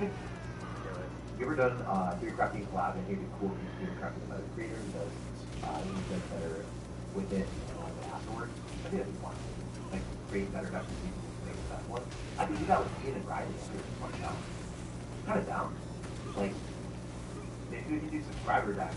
But then we have to like have it randomized. Maybe we just love face then. Maybe we have our subscriber channels like both in that stuff. I don't know. I'll come up with something with you about it.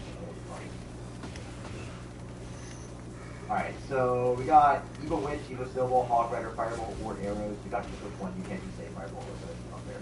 So then people are just like building the deck for them and then rating it. Yeah, if your deck isn't rateable, then I don't rate it. Like if your deck is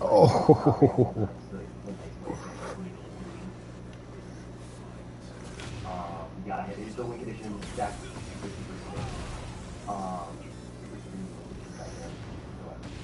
Fireball or Arrows.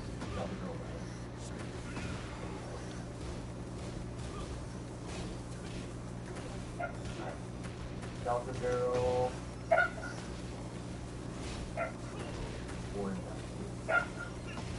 Or Knight, right? Hey! Chill out!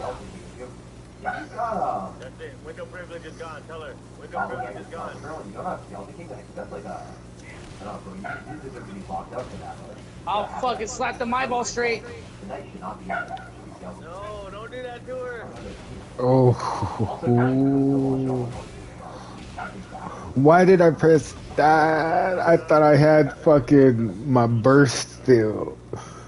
Fireball or Arrows. Tiga! This is your deck. I would say. Wow. Yeah, I mean, this has to be Skeleton. In the middle of a fucking tournament match. Probably put Cannoneer in, and then maybe Arrow instead of Fireball. Oh, yeah, I would be Arrow. Yep. You don't have Flash in for You know, nothing, dude. Yeah, Skeleton King's hard. You know. You know. I don't think this deck works though. You know. You don't have Skeleton King. Like, if you're going full aggressive, you need to have full aggressive. You need to have Cannoneer. Maybe you only speak Spanish. That's the only way to deck works. Then I think it might work. It could be good. I think you can cook with this deck. Unironically, I think this deck is pretty good. If you have Skeleton King instead of the Knight, so I have more aggressive. And then I have, like, all these base cards, so then I have... Okay, this guy's got almost 2 days. You go Goblin Gang split, then maybe you can protect the power on the left. Maybe get a wall and just split poorly. But we don't want to cycle our Knight or we lose. You got Tesla back hopefully. He doesn't squat. Okay, that's what I expected. So if he's bad and he loses the wrong play, it's fine.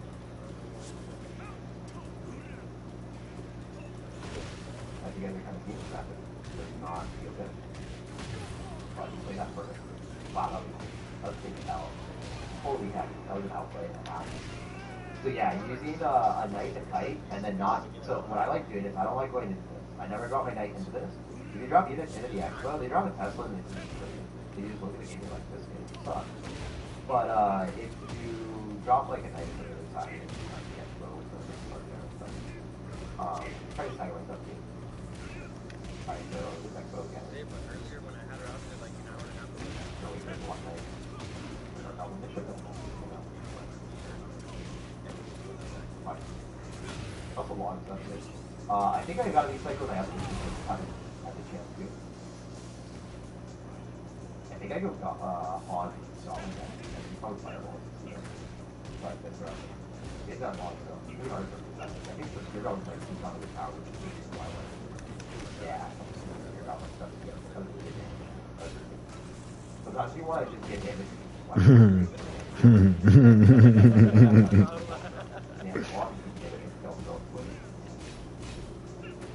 Like that's why I like your deck. It's more aggressive. Yeah, we can definitely not bad. It's the wall for arrows. Arrows do more damage. Logs and alpha. So actually, probably was the kind of close you had.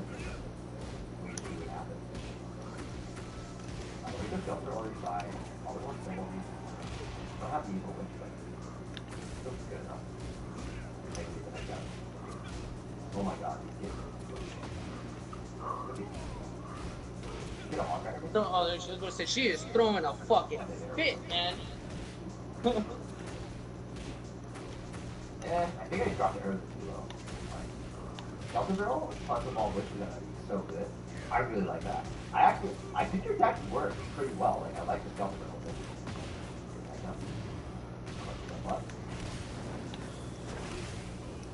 Yo,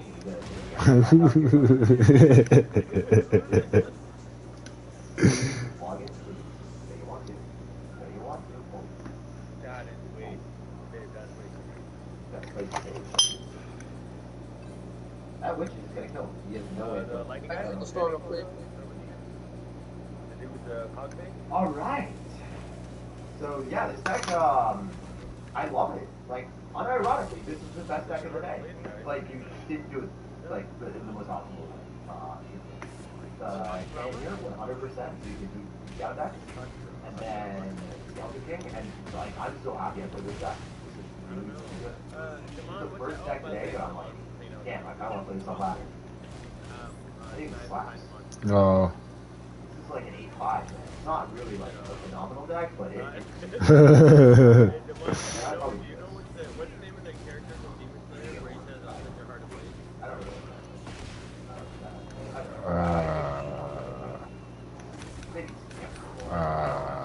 Tanjiro? I think most pro players would use that. Tanjiro? I'll keep it. No, the guy with the guy that creates it, right?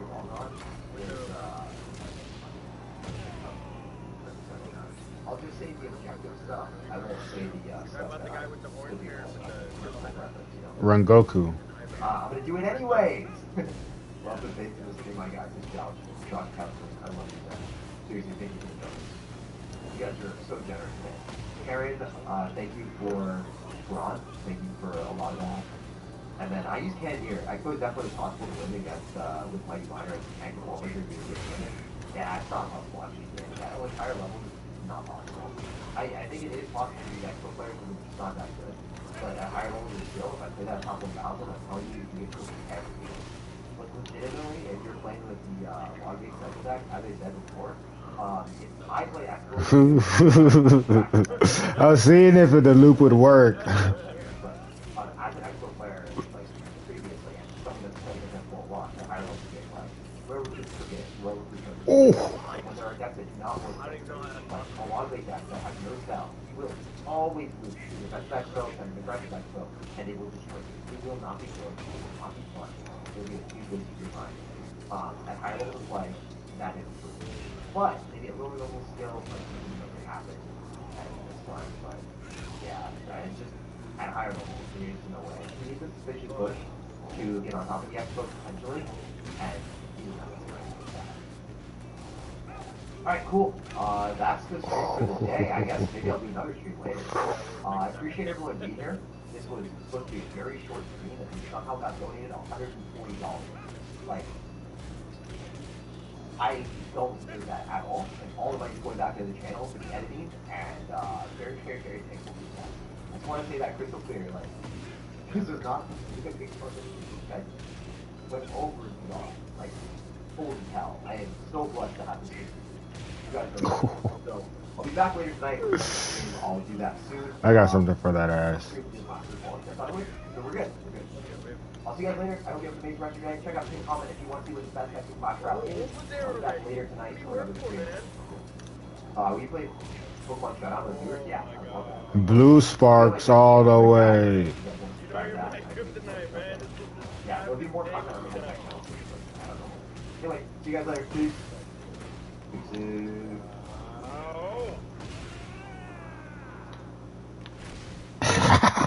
I just gave him some new red.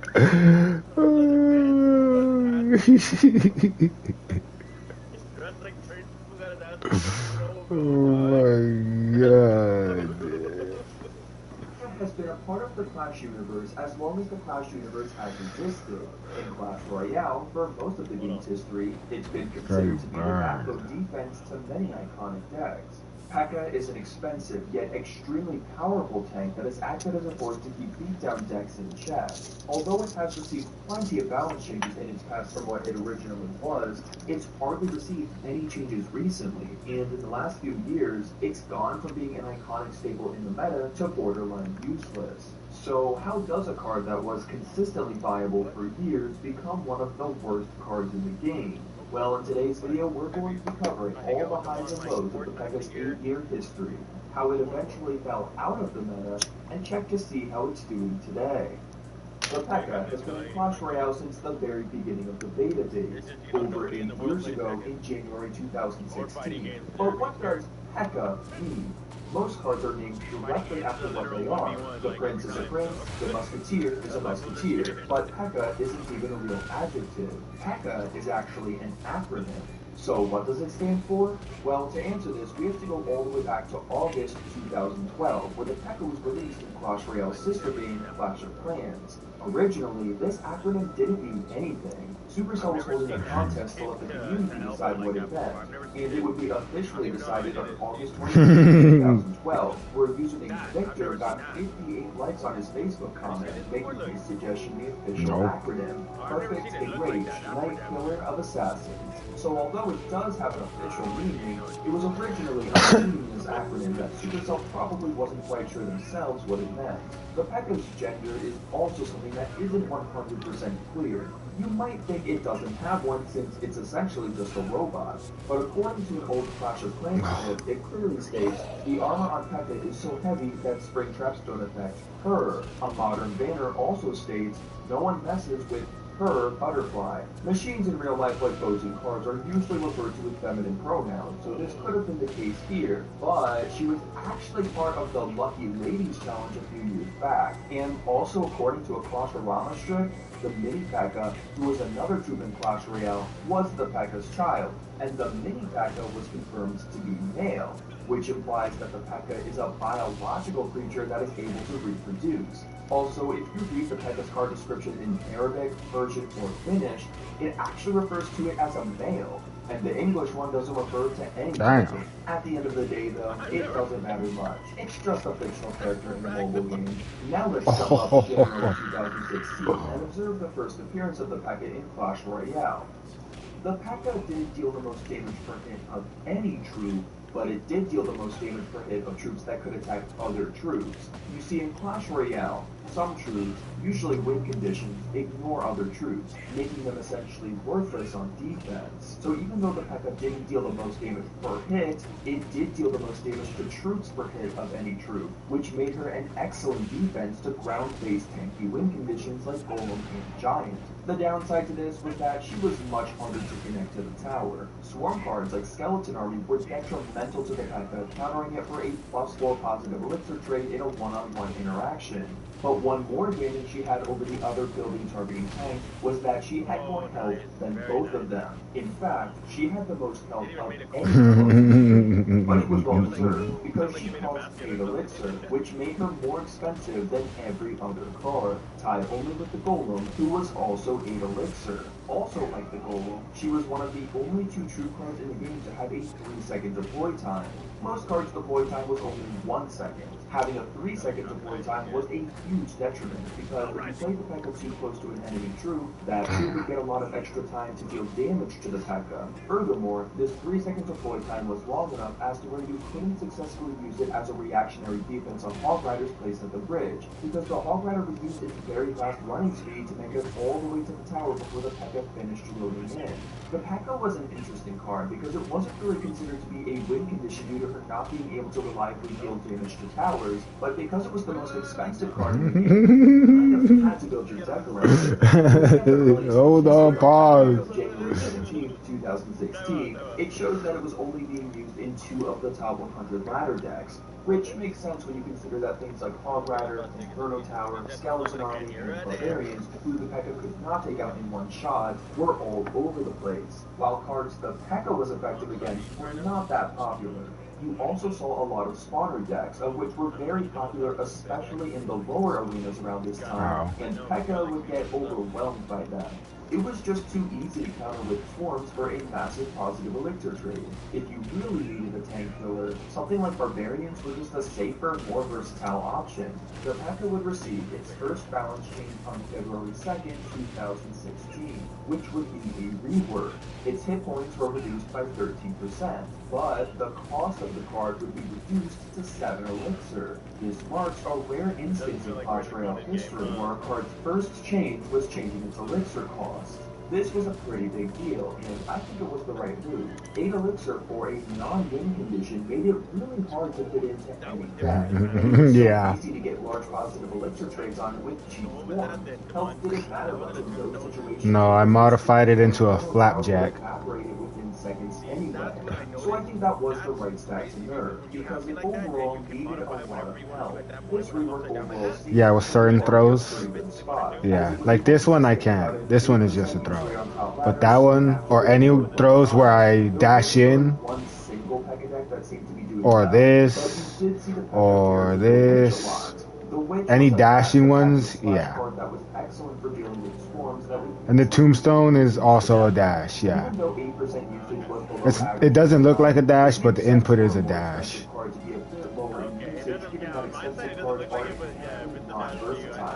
P.E.K.K.A was in a pretty decent spot at the moment, but the truth wouldn't even go the rest of the month without another balance change.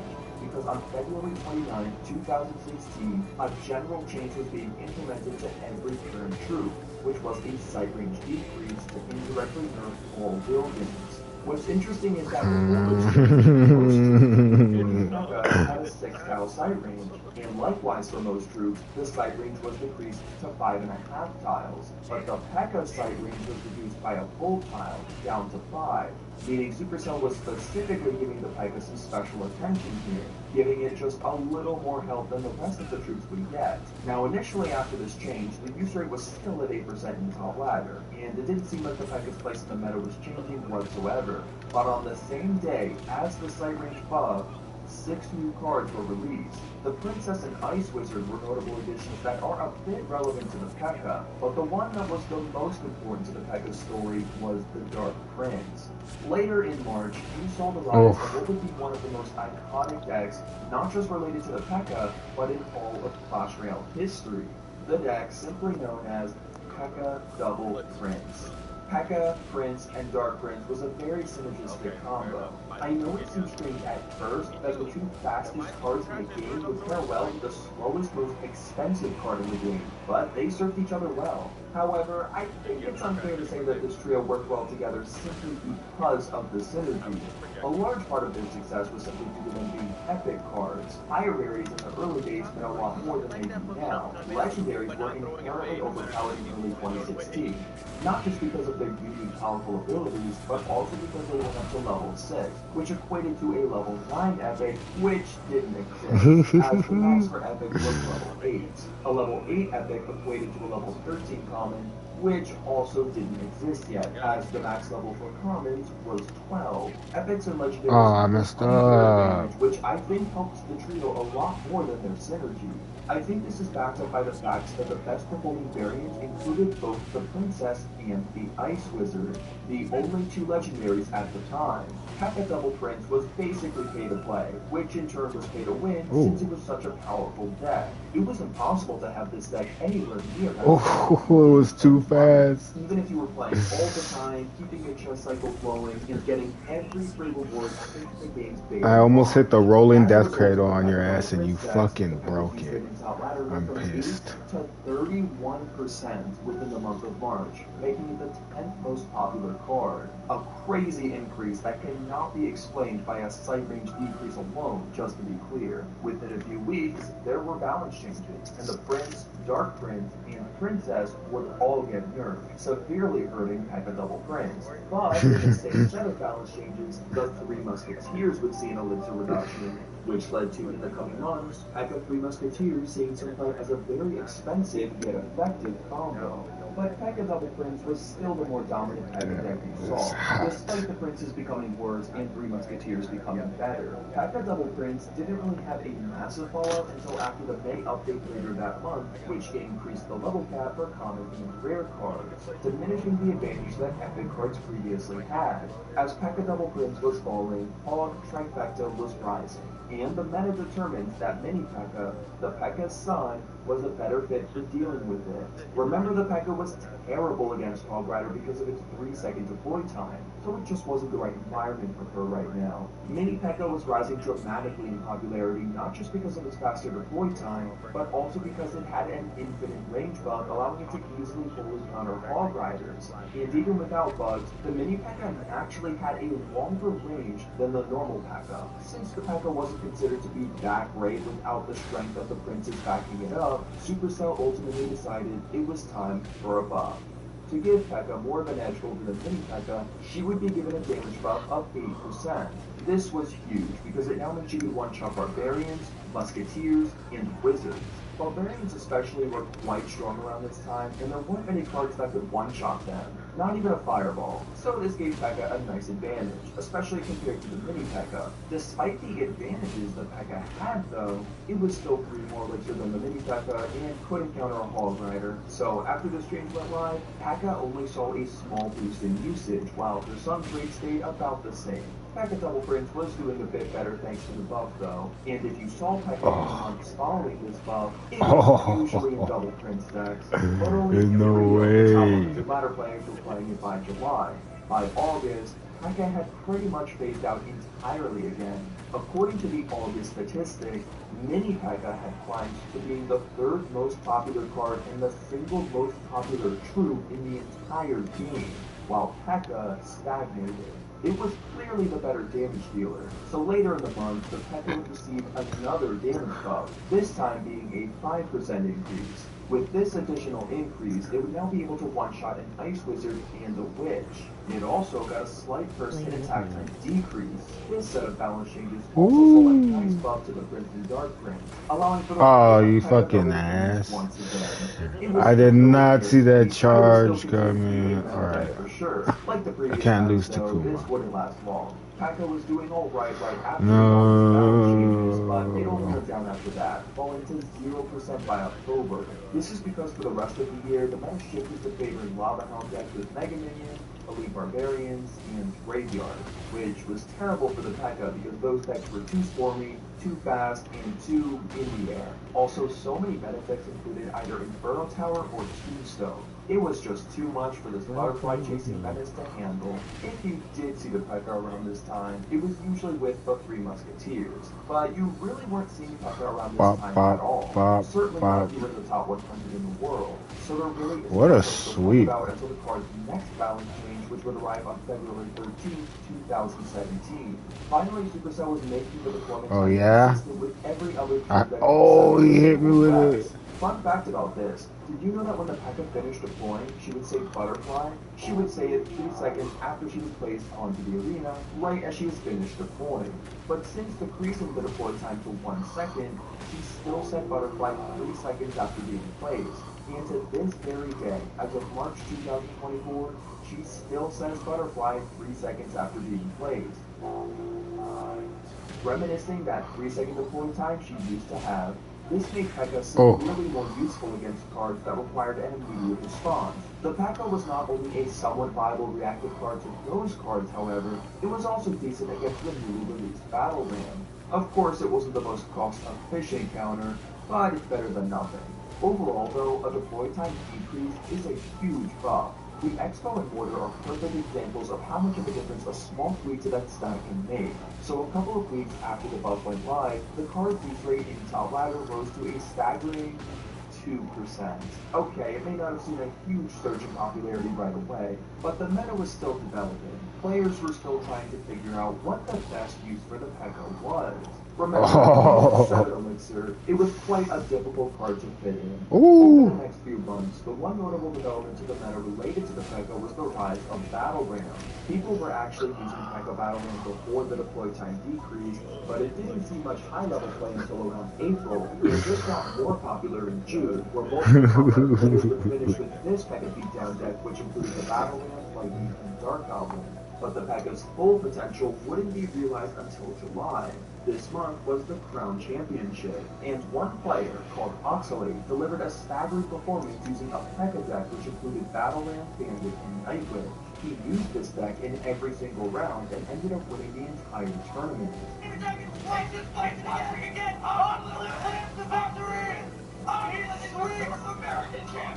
Battle Ram, Bandit, and Nightwitch had already been working well together in a newly formed archetype called Bridge Band, and now P.E.K.K.A was being integrated into this archetype. The majority of players were now noticing the P.E.K.K.A's true potential, and thus the top ladder finishing use rate in July rose 10 points from the last. The most popular P.E.K.K.A deck actually included a graveyard, but you saw plenty of other P.E.K.K.A decks reaching the top 200, including minor control variants.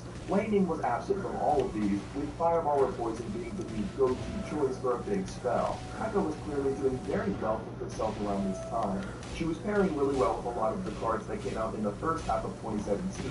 Without these three cards, the P.E.K.K.A's perceived power would likely have been much different. And that perception may not have even been wrong, because these fast tempo cards work as a great balance to the P.E.K.K.A's slow but powerful attributes. Since the P.E.K.K.A is not a win condition, but too expensive to not build a deck around, it makes sense that a secondary win condition would be her best synergizer. I know that the Graveyard variant was technically more popular during the July season, but I wouldn't say that was due to great synergy. I would say that was mostly due to the Graveyard being overpowered. The August balance changes with the Night Graveyard. Despite the indirect nerfs, there was a high demand for P.E.K.K.A thanks to the Mega Knight, which was added earlier that same month. As Mega Knight crept into the meta, P.E.K.K.A helped keep him in check.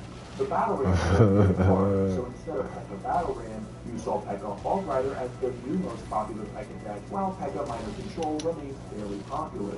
You were starting to see the Electro Wizard with the P.E.K.K.A pretty consistently by this point, partially as a response to the heavy Inferno meta. Over time, though, you started to see this P.E.K.K.A Minor deck evolve to a P.E.K.K.A Battle Ram deck. Battle Ram ultimately just worked better in the eyes of people despite the nerf.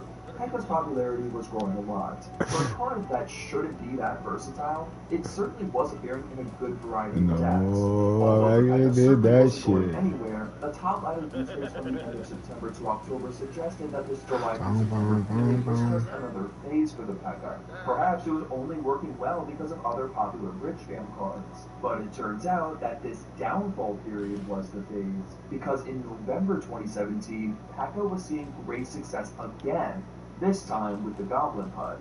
This was the deck that was used by the winner of the CCGS EU tournament in the Grand Finals 2017. But this wasn't the only variant you saw played in game. Although P.E.K.K.A Goblin Hunt wasn't going to be unviable anytime soon, there was a meta shift in December that changed what the most popular P.E.K.K.A decks were. This was all thanks to one floaty fella. The Royal Ghost was overpowered, thriving in several archetypes, and the P.E.K.K.A. was one of them. But on top of that, the Royal Ghost was incredibly popular with the Mega Knight, and the P.E.K.K.A. thrives in Mega Knight metas. The Royal Ghost was nerfed the following month, and swiftly disappeared from just about every top deck, except P.E.K.K.A. decks. It's hard to tell what kind of decks a card works best in when it's overpowered, since every archetype could benefit from it in some way. The card being nerfed and still appearing in P.E.K.K.A. while being absent from just about every other archetype showed that the Royal Ghost's place was with P.E.K.K.A. Royal Ghost was a fast-moving, cheap splash card, putting it as being a good pressure card like Bandit and Battle Ram. One interesting thing I've noticed with P.E.K.K.A. observing it so far is that it never really settled into one deck for more than a few months. After appearing with Princes and Battle Rams for so long, you probably wouldn't expect the meta to develop into P.E.K.K.A. X NATO suddenly becoming the most popular P.E.K.K.A. deck when neither Executioner nor Tornado received any recent changes. This deck remains as the most popular P.E.K.K.A. deck on ladder for 2 seasons straight. Even though the Dark Prince was very popular around this time, it wasn't quite as popular with P.E.K.K.A. anymore. Sure, it did appear in this notable X-NATO deck, but if you look at the other popular P.E.K.K.A. decks from around this time, the Dark Prince was nowhere to be seen. April 2018 was an interesting month for the P.E.K.K.A. however. Even though P.E.K.K.A. finished in 7% of the finishing decks in the top 200, there is no official record of exactly what P.E.K.K.A. decks finished in top ladder for the April 2018 season. In the broad scope of the game, you still saw basically what you had been seeing already, but you also saw the rise of P.E.K.K.A. with Balloon. This deck briefly rose to being a very popular P.E.K.K.A. deck, which relied on pressuring heavily with the Balloon and defending in the absence of a big spell. Its popularity didn't last too long though. In May, you were beginning to see a lot of spell bait paired with the P.E.K.K.A. So for a brief period, P.E.K.K.A. was mainly played in this sort of hybrid between Bridge Spam and spell bait. The Rascals were also released this month, and by the end of the month, Rascals combined with P.E.K.K.A. was considered to be an overpowered combo. Rascals were an overpowered card during this period, so it worked well with a variety of archetypes. But it was widely recognized that Rascals worked better with P.E.K.K.A. than any other card.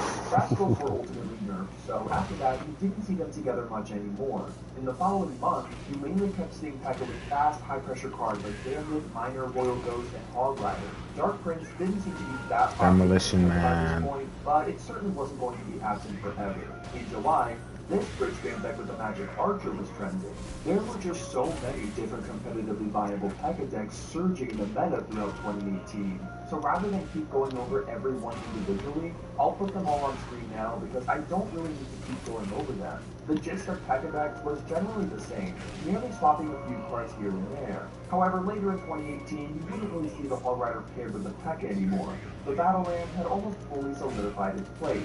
2018 was a crazy year for P.E.K.K.A. It seemed like every month there was a new version of P.E.K.K.A. Bridge Spam rising into the meta. Although it wasn't certain what the best P.E.K.K.A. deck was throughout the year, it would become clear in October 2018, when one variant would rise far above all others. And it wasn't going to phase out so soon. This variant with Battle Ram, Royal Ghost, Electro Wizard, and Bandit wasn't just a variant of P.E.K.K.A. Bridge Spam, it was P.E.K.K.A. Bridge Spam. It would now consistently remain as the most popular P.E.K.K.A. deck. Taking a stat from late December 2018, this deck was the 4th most used deck in the game, with a 56% win rate.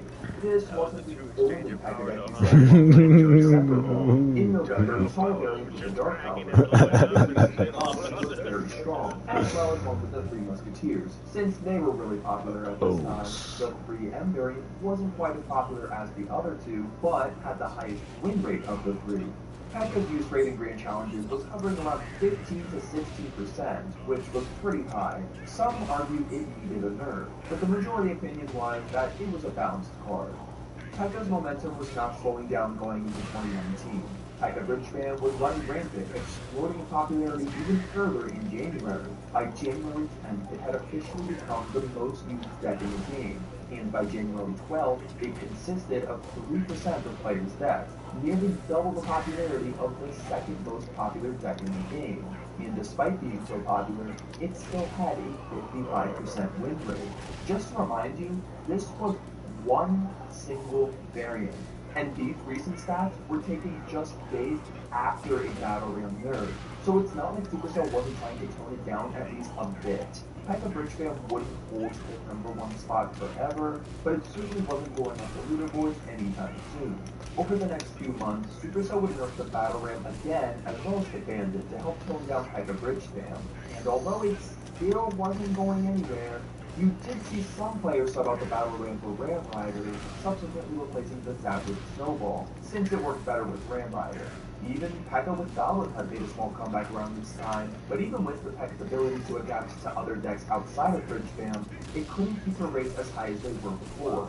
These rates suggested that Pekka was a balanced card, which is why it would surprise many when she would appear in the balance changes in August 2019. Damn. The first time in over 2 years. But before I even go over the balance changes, we need to rewind to the previous month. In July 2019, the melee range system was being simplified. All melee cards would be placed in one of three categories. Melee long, which was 1.6 tiles, melee medium, which was 1.2 tiles, and melee short, which was 0.8 tiles or less. The Pekka's range was 0.75 tiles, so it was not affected by this game rule update. But only a month after this game rule change, Supercell was buffing the Pekka's range from 0.75 tiles to 1.6 tiles, making it classified as a melee long card. To compensate for a generous range buff, Pekka would receive a health nerf of 9.5%. Many wonder why this rework was necessary. Why rework a statistically healthy card? The fact that they chose to balance the range made it even weirder, since Supercell had rarely ever touched that stat when balancing cards in the past. I think it's partially because Supercell wanted to simply test to see how much these cards melee range were affected. This stat was finally standardized rather than being arbitrarily hidden, meaning now Supercell would be more likely to use it to balance. So perhaps just to see how much of it really would affect it, they wanted to experiment with it on a relatively balanced card. But Supercell also believes it would be healthy, as they stated that it was incredibly hard for most decks to overcome Pekka due to her exceptional health. The goal of this rework was to make her better against fast units. Extending her range meant targets would enter her proximity earlier and exit it later, while making it worse against slow-paced decks, since range would typically matter less against cards like Golem that couldn't outrun it. Plus, it felt kind of wrong that the Pekka had a shorter range than the main Pekka. So maybe Supercell only realized this when they were sorting out the ranges for every melee card for July and wanted to make the game make more sense. Or maybe even the plan to change Pekka's range came before the range standardization, and that's what drove them to standardize it in the first place. Regardless, most players felt like this Pekka rework was unnecessary, and the community was mixed on whether or not this would help or hurt the card. There were quite a few people worried that this rework was going to kill the Pekka, and others who were optimistic. But a lot of people, including Supercell, seemed to greatly underestimate how much of a difference this range buff would make. Just put this into perspective. The range was more than doubling. You could now easily fully counter a Hog Rider, since placement wasn't as important now due to it not running out of range as easily, which was huge in situations where there were other units supporting the Hog Rider that could have distracted it otherwise. A 9.5% health nerf was pretty big for a card like Pekka, however, since it had so much health. This was more than 300 hit points at level 9 tournament standard. One major interaction difference this caused was the Pekka dying to 3 Sparky shots instead of 4. It was certainly but whether you like it or not, it was coming. So overall, how did this rework affect the Pekka? Well, to put it simply, it was overpowered. Like, really overpowered. It was being seen in about a quarter of Grand Challenge decks through most of the season, easily hitting the highest use rating Grand Challenges it's ever had. You of course saw a lot of Pekka Bridgefam, but you also saw a lot of Pekka paired with Hog Rider and Ram Rider, and even a Pekka double spawner deck started trending at one point. Magic Archer was appearing a lot more with the Pekka as well, because it got a rework at the same time as the Pekka rework, causing it to have a substantial increase in popularity alongside the Pekka. Even Expo decks, the decks that were considered to be the Pekka's biggest weakness, were not nearly as great against it as they once were, because the Pekka could have reached the Expo much quicker, giving the opponent much less time to distract it. The Pekka's movement speed was 3/4 of a tile per second, and since its range was increased by 0.85 tiles, this essentially means it would lock onto its target more than 1 second faster than its previous iteration if it was walking up to it, which is unfathomably big when it comes to these micro interactions. Another major benefit I didn't mention when it came to the P.E.K.K.A.'s extended range was that you couldn't really nudge it off the tower after it locked on now. Because the P.E.K.K.A. used to have such a short range, placing a troop between the two entities would cause the Princess Tower to become out of range for the P.E.K.K.A., leading the P.E.K.K.A. to retarget onto the troop you placed. Most troops had a collision radius of 0.5 to 0.6 tiles, which was effectively enough to nudge a troop already locked onto the tower that had up to a melee medium range. This is a significant disadvantage cards with short ranges have compared to cards with long ranges. To nudge the melee long P.E.K.K.A. off a Princess Tower with another card, then that card needed to have at least a 0.75 tile collision radius. So very few cards could actually accomplish this. And if all of that wasn't enough, since the P.E.K.K.A. had an exceptionally large collision radius at 3/4 of a tile, that combined with the long range allowed her to attack across the river, which very few melee troops could do. This made the P.E.K.K.A. an absolute nightmare because it did so much damage. It basically meant if a P.E.K.K.A. locked onto the tower, it would fully take it out. There was really nothing you could do about it now. The best way to knock a P.E.K.K.A. off the tower during this time was with a log, which was the only card that could actually knock back the P.E.K.K.A. But even with this, you had to spend 2 elixir on the log, plus more elixir for a troop to distract the P.E.K.K.A. with. And you'll probably have already taken a lot of damage by that point. And if all of that wasn't enough, since the P.E.K.K.A. had an exceptionally large collision radius at 3/4 of a tile, that combined with the long range allowed her to attack across the river, which very few melee troops could do. So hopefully all of this paints a good picture to describe how impactful this range was. Seth, who was the head of balancing, actually said that originally the health nerf was going to be 15% instead of the 9.5% it ended up being. So it seems like Supercell knew that 15% was the amount of health it should have been nerfed by to make it balanced, but they were being overly cautious to ensure the P.E.K.K.A. was still viable after the rework, because obviously you can never know for sure how impactful the change will be until it's live. With the next set of balance changes coming in September, you might think Supercell would go through with their original plan, nerfing the P.E.K.K.A.'s HP so it would be 15% less of what it was pre-August 2019. But after a month of P.E.K.K.A. terror, Supercell realized that they underestimated how impactful the range buff was. So that got super frustrated and likely decided that nerfing its buff wouldn't be enough to make the card balanced or fun to play against. So in the September 2019 balance changes, the P.E.K.K.A.'s range was being partially walked back. It would go from 1.6 tiles melee long down to 1.2 tiles, classifying it now as melee medium. So now the P.E.K.K.A. could be nudged off the tower by any troop with a collision radius of 0.45 or more tiles, which is pretty much all of them, except for spirits. And it also couldn't attack from across the river anymore.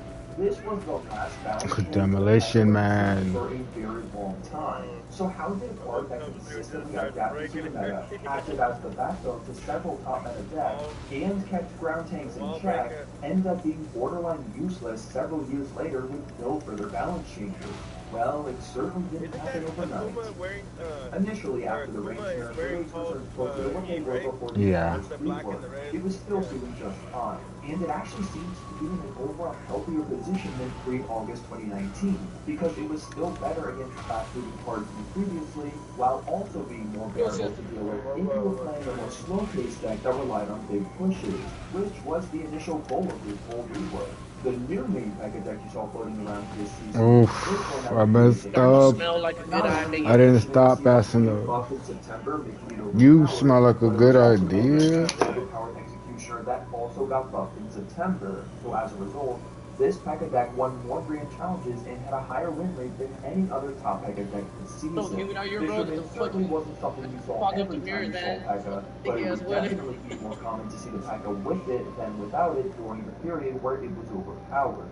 In the last few months of 2019, there would be a few more interesting developments. The October 2019 meta was a radically different environment, unlike anything we had Oh ever no, it's seen hot. before. Almost. Elixir Golem, Make Witch, these and funny. Wall Breakers, all cards that either did not exist or were irrelevant before this month, Oh no, were I moved out of the hood, bro. finally How to this confident. season. I live Although in you did see the Mega Knight the Rise senior being citizen over a community. quarter of Grand Challenge decks as a response to this meta, P.E.K.K.A. really didn't have a place, as it was inefficient against the real meta fighter. But in November, as the meta settled, P.E.K.K.A.'s I was race going would down rise about 3 back blocks to from my being old normal, spot. and not only that, but this month would also be one of the biggest developments to ever occur in They're down the block from the plug. Magic Archer was rising in popularity to the point of being used in 20% of Grand Challenge decks, so you very often saw him paired with P.E.K.K.A. now.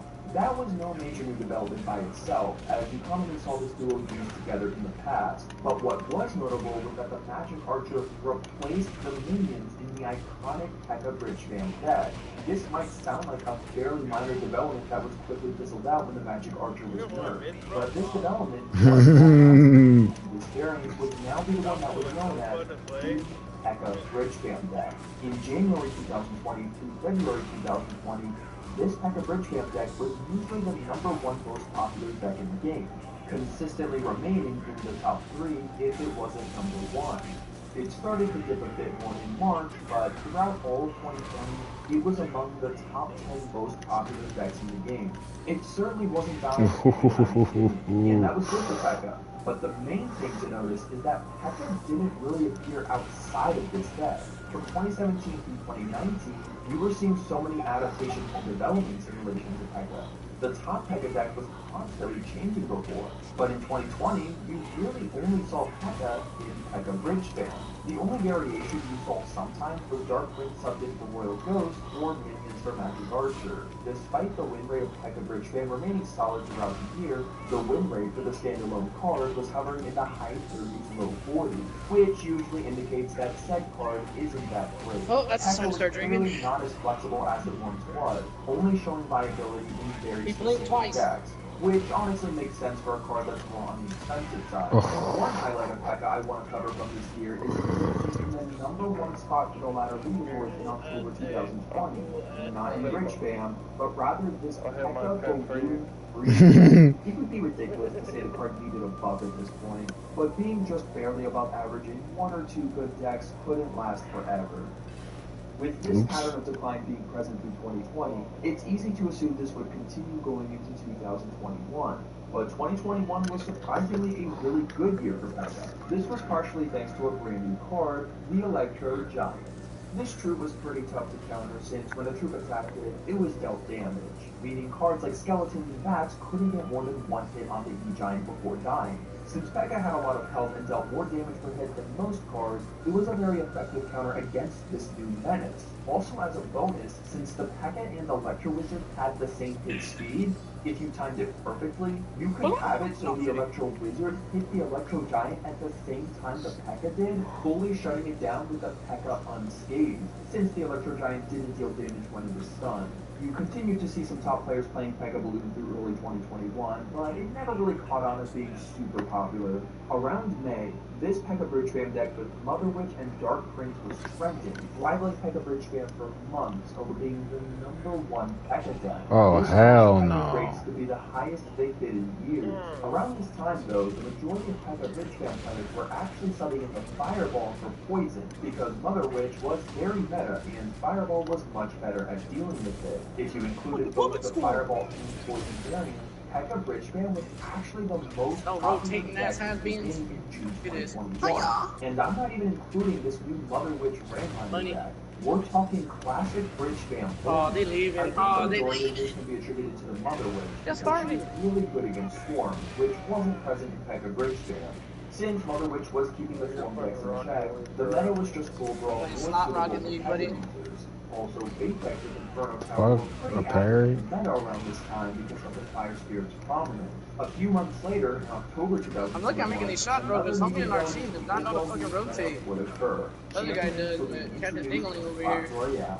Initially, you saw P.E.K.K.A. being paired with the new Archer Queen, but this was mainly because she was released way too strong and was paired with just about everything. So this ended soon. Everything that came out with it. The main development that benefited the P.E.K.K.A. from Okay, that's crazy. This makes perfect sense considering he was a fast-moving, high-pressure card similar to all cards Pekka worked best with in the past. That popular deck that had risen earlier in the year was trending in November, subbing out Dark Prince for the new Golden Knight. This deck was so popular. It was played in over 350,000 games while maintaining a 55% win rate, pushing to number 1 on the global leaderboards, winning over 165 grand challenges in 7 days, and I never played Gears of War like in it. November 2021, nearly 60 times. This was the second most popular event for players who had won the CRL 20-win challenge, but the Mother Witch would be this fruity ass rainbow shit, dude. Didn't Trump stop this? to the reign of this deck. What the fuck? Got a nice damage buff, helping Rich fan out a bit more. So after an exciting year of numerous development and new decks, Pekka had pretty much gone back to only being seen in the one Bridge Spam deck. That was my first time ever playing him. I don't like it. Still saw a bit of No buying them. Champions with your wallet. Especially the Archer Queen. Yeah. Was a nice deck for Yeah. but didn't have champions leveled up. Naturally, this deck was too important to help deal with champions. Lightning was important because it eliminated Archer Queens, and the Snowball was good for pushing an invisible Archer Queen away from your tower. And it worked better with the I'm a one-trick pony in Tekken, alright. 2022 was honestly pretty much the same as 2020. When you saw Pekka, it was Pekka Bridge Spam. The rates through all of 2022 and most of 2023 hovered around 4 to 5% usage with a win rate in the mid to low 40s, which is slightly below Now you're trying to show off for Shania. specifically to determine a card's strength. In late 2023, it slipped further down to having a 2 to 3% use rate and a win rate in the mid to low 30s. This meant that Pekka was officially in Wizard territory. She been hold on. It wasn't just niche and slightly below average, but unviable entirely. Wizard being surpassed with the Pekka in use of win rates at one point. And if you don't know already, Wizard is essentially the worst troop in the game. And it always has been, so it's a good comparison. There's many reasons to explain this further dip. The game had just been developing in a way that doesn't suit Pekka much at all. Before 2022, the only card that could ever knock back the Pekka was the Log. But then you saw the release of the Mug and the Little Prince. There's no way. Also knock it back. Not to even mention that in the last few years, swarm cards like Barbarians, Goblin Gang, and Goblin Oh, June. So it required one more hit from Pekka to take each of his cards out now. Evolutions also played a huge part in his downfall. The further decline of Pekka actually correlates perfectly with the introduction of them. Now you have Barbarians that could survive a Pekka hit, Skeletons that can fully counter it for one elixir and still require additional response, and the Royal Recruits, getting an evolution bringing them back into the meta, of which countered Pekka hard even without the evolution. I didn't mention them earlier because their time in the spotlight was fairly brief. Since evolutions became a thing, none of the cards that worked especially well with the Pekka have gotten an evolution. And that's one of the reason I think evolutions are so flawed. They're naturally unfair unless every card has one due to them having no downside. Evolutions have caused a lot of relatively long-term balanced cards to suddenly have subpar rates. There you go, hog up all the boots for your teammates. This is a problem right now. Now, you did see Pekka benefit a bit from the Modern Clash climate. In December 2023, this Pekka deck with the overpowered Little Prince was pretty popular. And you can still see some top players having success with the Pekka, Little Prince, and double evolutions as of February 2024. But looking at the early months of 2024, Pekka's race really built. Where to go? Might as well, you're not rotating. Players have actually been clamoring for Pekka buffs for years. But Supercell just wasn't budget, letting what was considered the backbone defense in many iconic decks over the years slowly rot away. Until March, for the first time in nearly 5 years, Supercell would be balancing the Pekka yet again. But it wasn't just a small buff, they were giving the Pekka back its full range. That's right, they were officially reverting Pekka back to the exact state it was in during August 2019, when it was objectively overpowered. I couldn't believe my eyes when I first saw this. But wait, was this really a dumb move? 2024 Clash Royale was severely different from 2019 Clash Royale. This also isn't certainly the first time Supercell reverted a card to an earlier state. We saw this with the Tesla when it got a hit speed nerf in late 2021, but saw it reverted in 2023.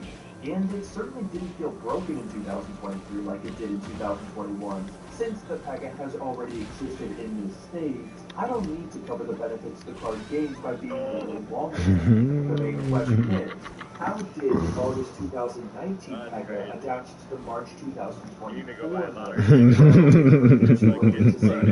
but the card's rates as of the end of March 2024 are still pretty bad. The packet is just so much easier to counter now than it was 5 years ago that even in this once broken form, it barely has a place in today's meta. It's certainly not a useless card though. You can definitely have success with it today, but saying it's anywhere near its power in 2019 would be ridiculous. Comparing the rates from meta now makes this abundantly clear. The P.E.K.K.A. isn't even included in the top 20 most popular decks in the game right now. If this balance change didn't bring P.E.K.K.A. back into the meta, I think it was at least better than letting it fester.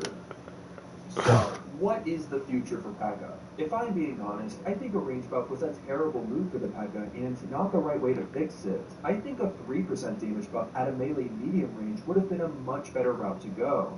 That way, it could one-shot a lot more cards, including Fishermen and Royal Hogs, just to name a couple. Giving it damage buffs to one-shot more troops is how they adapted it to the meta in 2016, and I think that was a good move back then.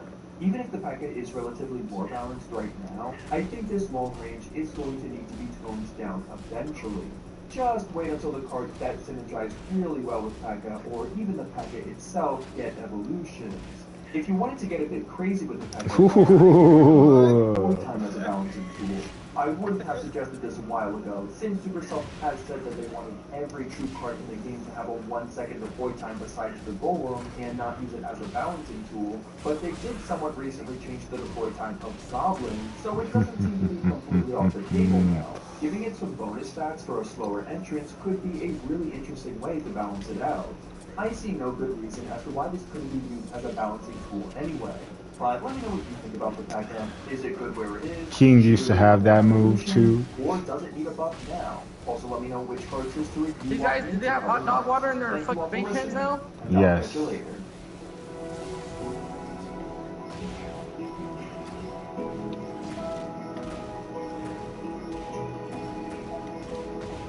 Yeah, they do.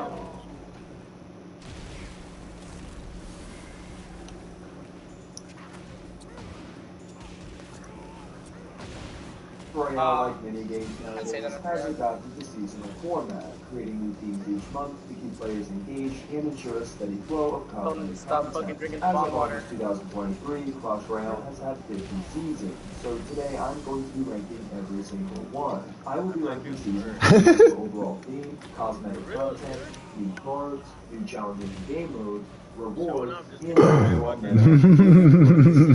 To clarify, I'm only ranking themes seasons, so anything before July 2019 will not be considered. Without any further ado, let's start with number 50. Starting off the list, we have Season 8. This season was the February 2020 season, and this season got a lot of backlash. This was because it was probably the most bland, uninspired, forgettable season in Clash Royale history. There was no new arena, it just reused the legendary arena. And this exact season theme was already done just a few months prior, and there weren't any new cards. Plus, the challenges were probably the worst we got yet. We saw the return of Lumberjack Rush, which was Lumberjack spawning in the back. Then we got the 2v2 Ram Rush challenge, which was Ram Rider spawning in the back. Then we had the Royal Ghost Parade, which was Royal Ghost spawning in the back. We also saw the return of the Legendary Party Mode challenge, which was personal 1v1 with 3 built decks that contained legendary cards. Then we had the return of the Fisherman's Catch game mode from Season 1 and the Elixir Capture. Overall, these challenges were just so repetitive, random, and uninspired. They did give some random gifts to the players, but the kids had a pet robber on it. The only real upside to this season was that you can win a lot of legendaries from the challenges, but that still didn't make it fun.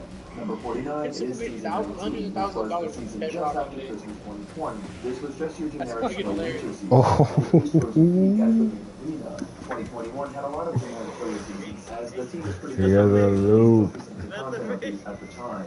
so there really isn't much to say about this season. It's one of the most bland, uninspired, forgettable seasons ever. We got Ice Wizard Draft and 2v2 Snowball Draft, along with Triple Draft, Mini Collection, and Mirror.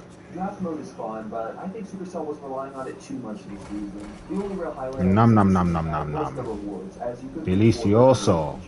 Nom nom nom. Backpack, backpack. The Legendary Arena, but obviously this one came first. This season came with a much cooler tower skin and some pretty cool emotes, 2 of which you could bring from challenges. But once again, had no original arena or even a new card. Like Season 8, the challenges were just bland and uninspired. We had Minor Draft, which was just normal draft, but someone always got the minor. So we had Night Witch Draft, which was just normal draft, but someone always got the Night Witch.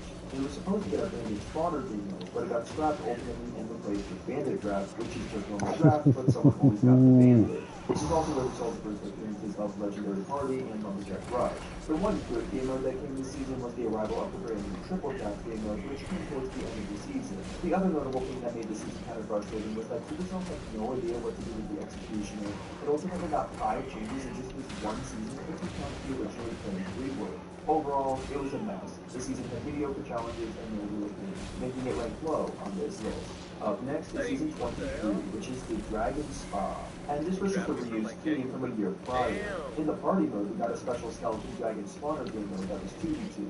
2v2 always seems to make spawner challenges way better in my opinion. For the main challenges, we saw all reused challenges again, including Mini Collection, 2x Draft, Giant Rage, 2v2 Touchdown, and Surtag's Fast Cycle Challenge. I'll give credit, at least there was some good variety with the game modes. It's much better than getting multiple draft challenges or multiple spawner challenges in a row. But that doesn't change the fact that everything from this season is recycled. Only Barbarians and Netherwich were also both pretty strong this season, but other than that, the panel wasn't too bad. Up next is Season 26, Cruise Royale, or the August 2021 season, which kicked off with the Retro Royale Challenge, which only allowed players to use cards released in 2016. They also told me not to get hit by cars, but you see how that worked out. Would let you play with the cards in their 2016 state at least. Supercell did also bring back Mega Deck, 2v2 Draft, and the Fictional Fans, also in draft form. But the one real highlight of this season, what it's mainly remembered for, is the Bandit Dash Draft. This is not something people look falling back on, quite the opposite. During spawner challenges, to keep it fair, both players would have the same troops spawn in the same place at the same time throughout the match. So when left alone, the troops should naturally take each other out. But there was a mistake with this challenge, so it was just straight up unfair. When not interfered with, one player's bandit would beat the others and proceed to get a dash on the tower, which meant one player had a huge advantage for no reason. Players pointed this out, and this bug made it one of the most hated challenges ever to be released. Despite the flaws of the challenge, this season was still another forgettable recycled season, which is why it's ranked much lower on the list. Up next is Season 33, Clash Royale's 6th-year anniversary. For the 3rd year in a row, we were back on the good old birthday cake arena. We didn't get many new challenges, but we got the return of 7x Elixir, which is a community favorite along with 3 free emotes. This season had the Royale Crown Down event, which according to Supercell was the largest community event ever. In this event, you had to pick a team and then compete in in-game challenges to try to win a super secret birthday gift. Except, this event was marketed and ran horribly, as nobody really had any idea what was going on during it, how to help your team, or what exactly was going on. And in case you're wondering, the Super Secret birthday gift was just the winning captain got to give a few magic coins to distribute to their team. They couldn't even give it to everyone on the team. Everyone did get a participation emote just for playing, though. Even me, myself, who was a very active player around the time, had no idea what was going on. The event for most people was a huge disappointment. One thing I want to mention about this season that wasn't an official challenge, but a new game mode that came exclusively to the which was essentially a special game mode Reggaeton. messed up, changing to an Ellipsis boss from It was a quick April Fool's event, but it was really fun to play, and it's a shame we only get the really wacky game modes like this once a year for April Fools. And there's really not much else to say about the season. It was alright, but there were certainly better anniversary seasons. Up next is Season 25, which was basically a copy of Season 2, taking place on the beach arena.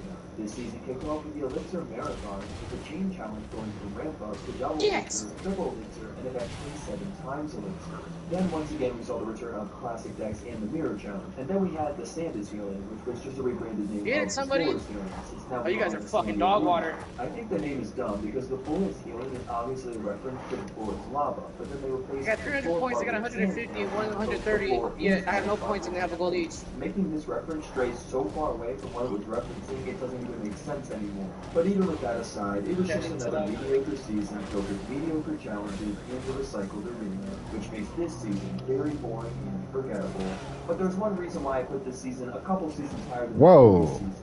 The main benefit was that the season the Biosphere's radius was so big that it allowed it to launch Hell no, yeah, I was not getting hit by that shit. It's season 36, Bone Pit, as known as the one arena he played in for about 15 minutes. Motherfucker said, why I oughta. Already been using really old arenas as season themes, and it was pretty old by this point. We only got 20 challenges this season. The best of the three was the Giant Skeleton Rage Challenge, which in my opinion is just a lazy version of creating a super team. We've already seen this exact same concept for Giant and Ramo, and this challenge didn't feel too much different from those. We then had a challenge where it was simply 1v1, but you had to make a deck with only spells, skeletons, and goblin-related cards. Nothing much to say about that. And we had the return of the Skeleton Dragon spawn within. I guess it's technically a little different now, because the Skeleton Dragon can spawn in the middle of the arena instead of the back. One highlight was that you could win 2 free emotes from the Dude, Jesus! Dude, I'm about to just leave on me. This is pissing me off. This season, so in case you thought the 4 competitive gameplay would be a saving grace for this season. Oh, how did I choke? Overall, just felt like a filler season. Very little. You want money for French fries? I don't remember anything about it until researching for this video, except for the Electro Giant Mirror Man. Come on. That's certainly not something I fondly look Hold on. Oh, what? Hold on. You have Hold on. money for French fries? Wow, go give me. No, not you. Can you bring me that Coke from the fridge? And that should be enough time to whoop his ass.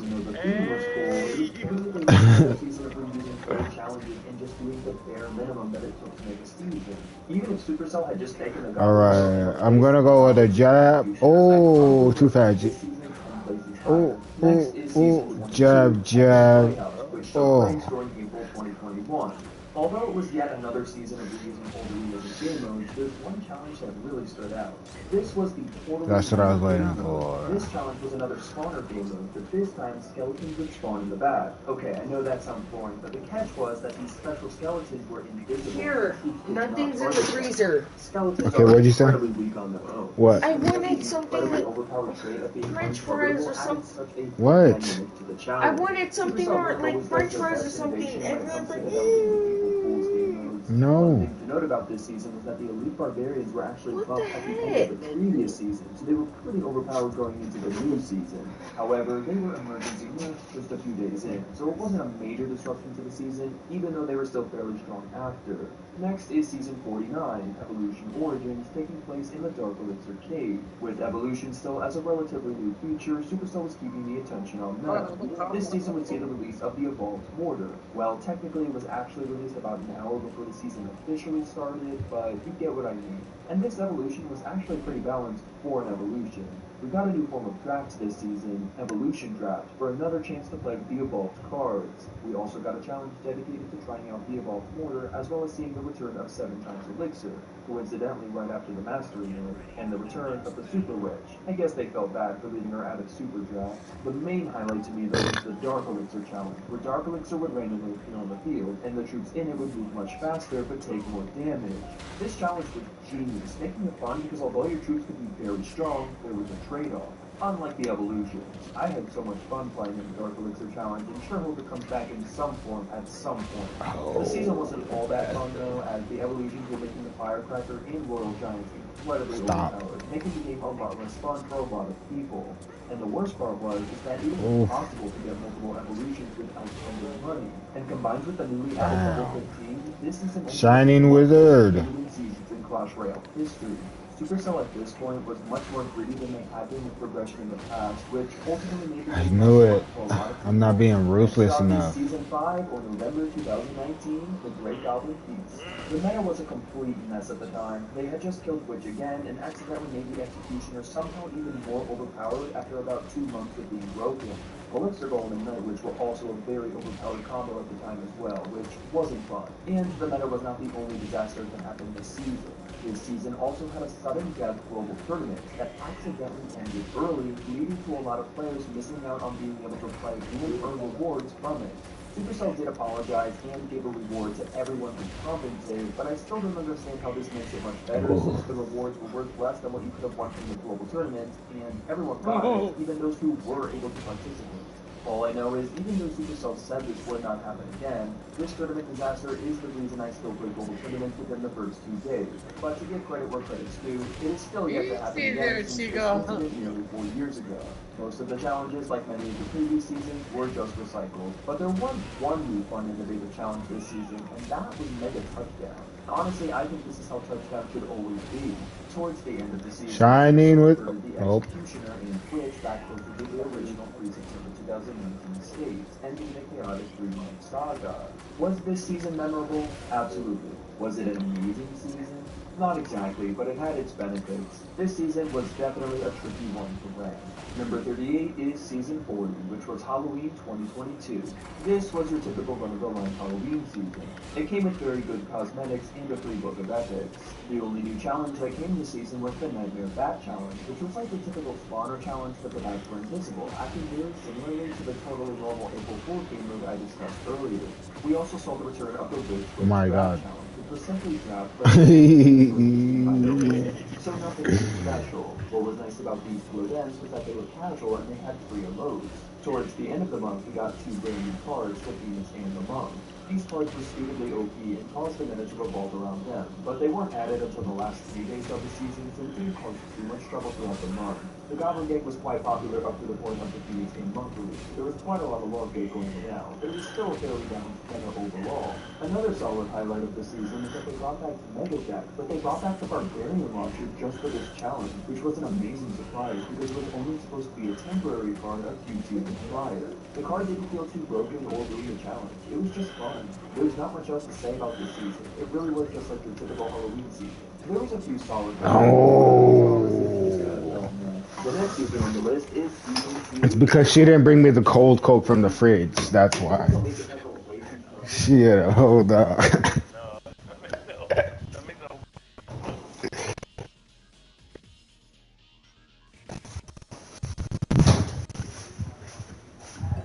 That's crazy. There's no way that just happened.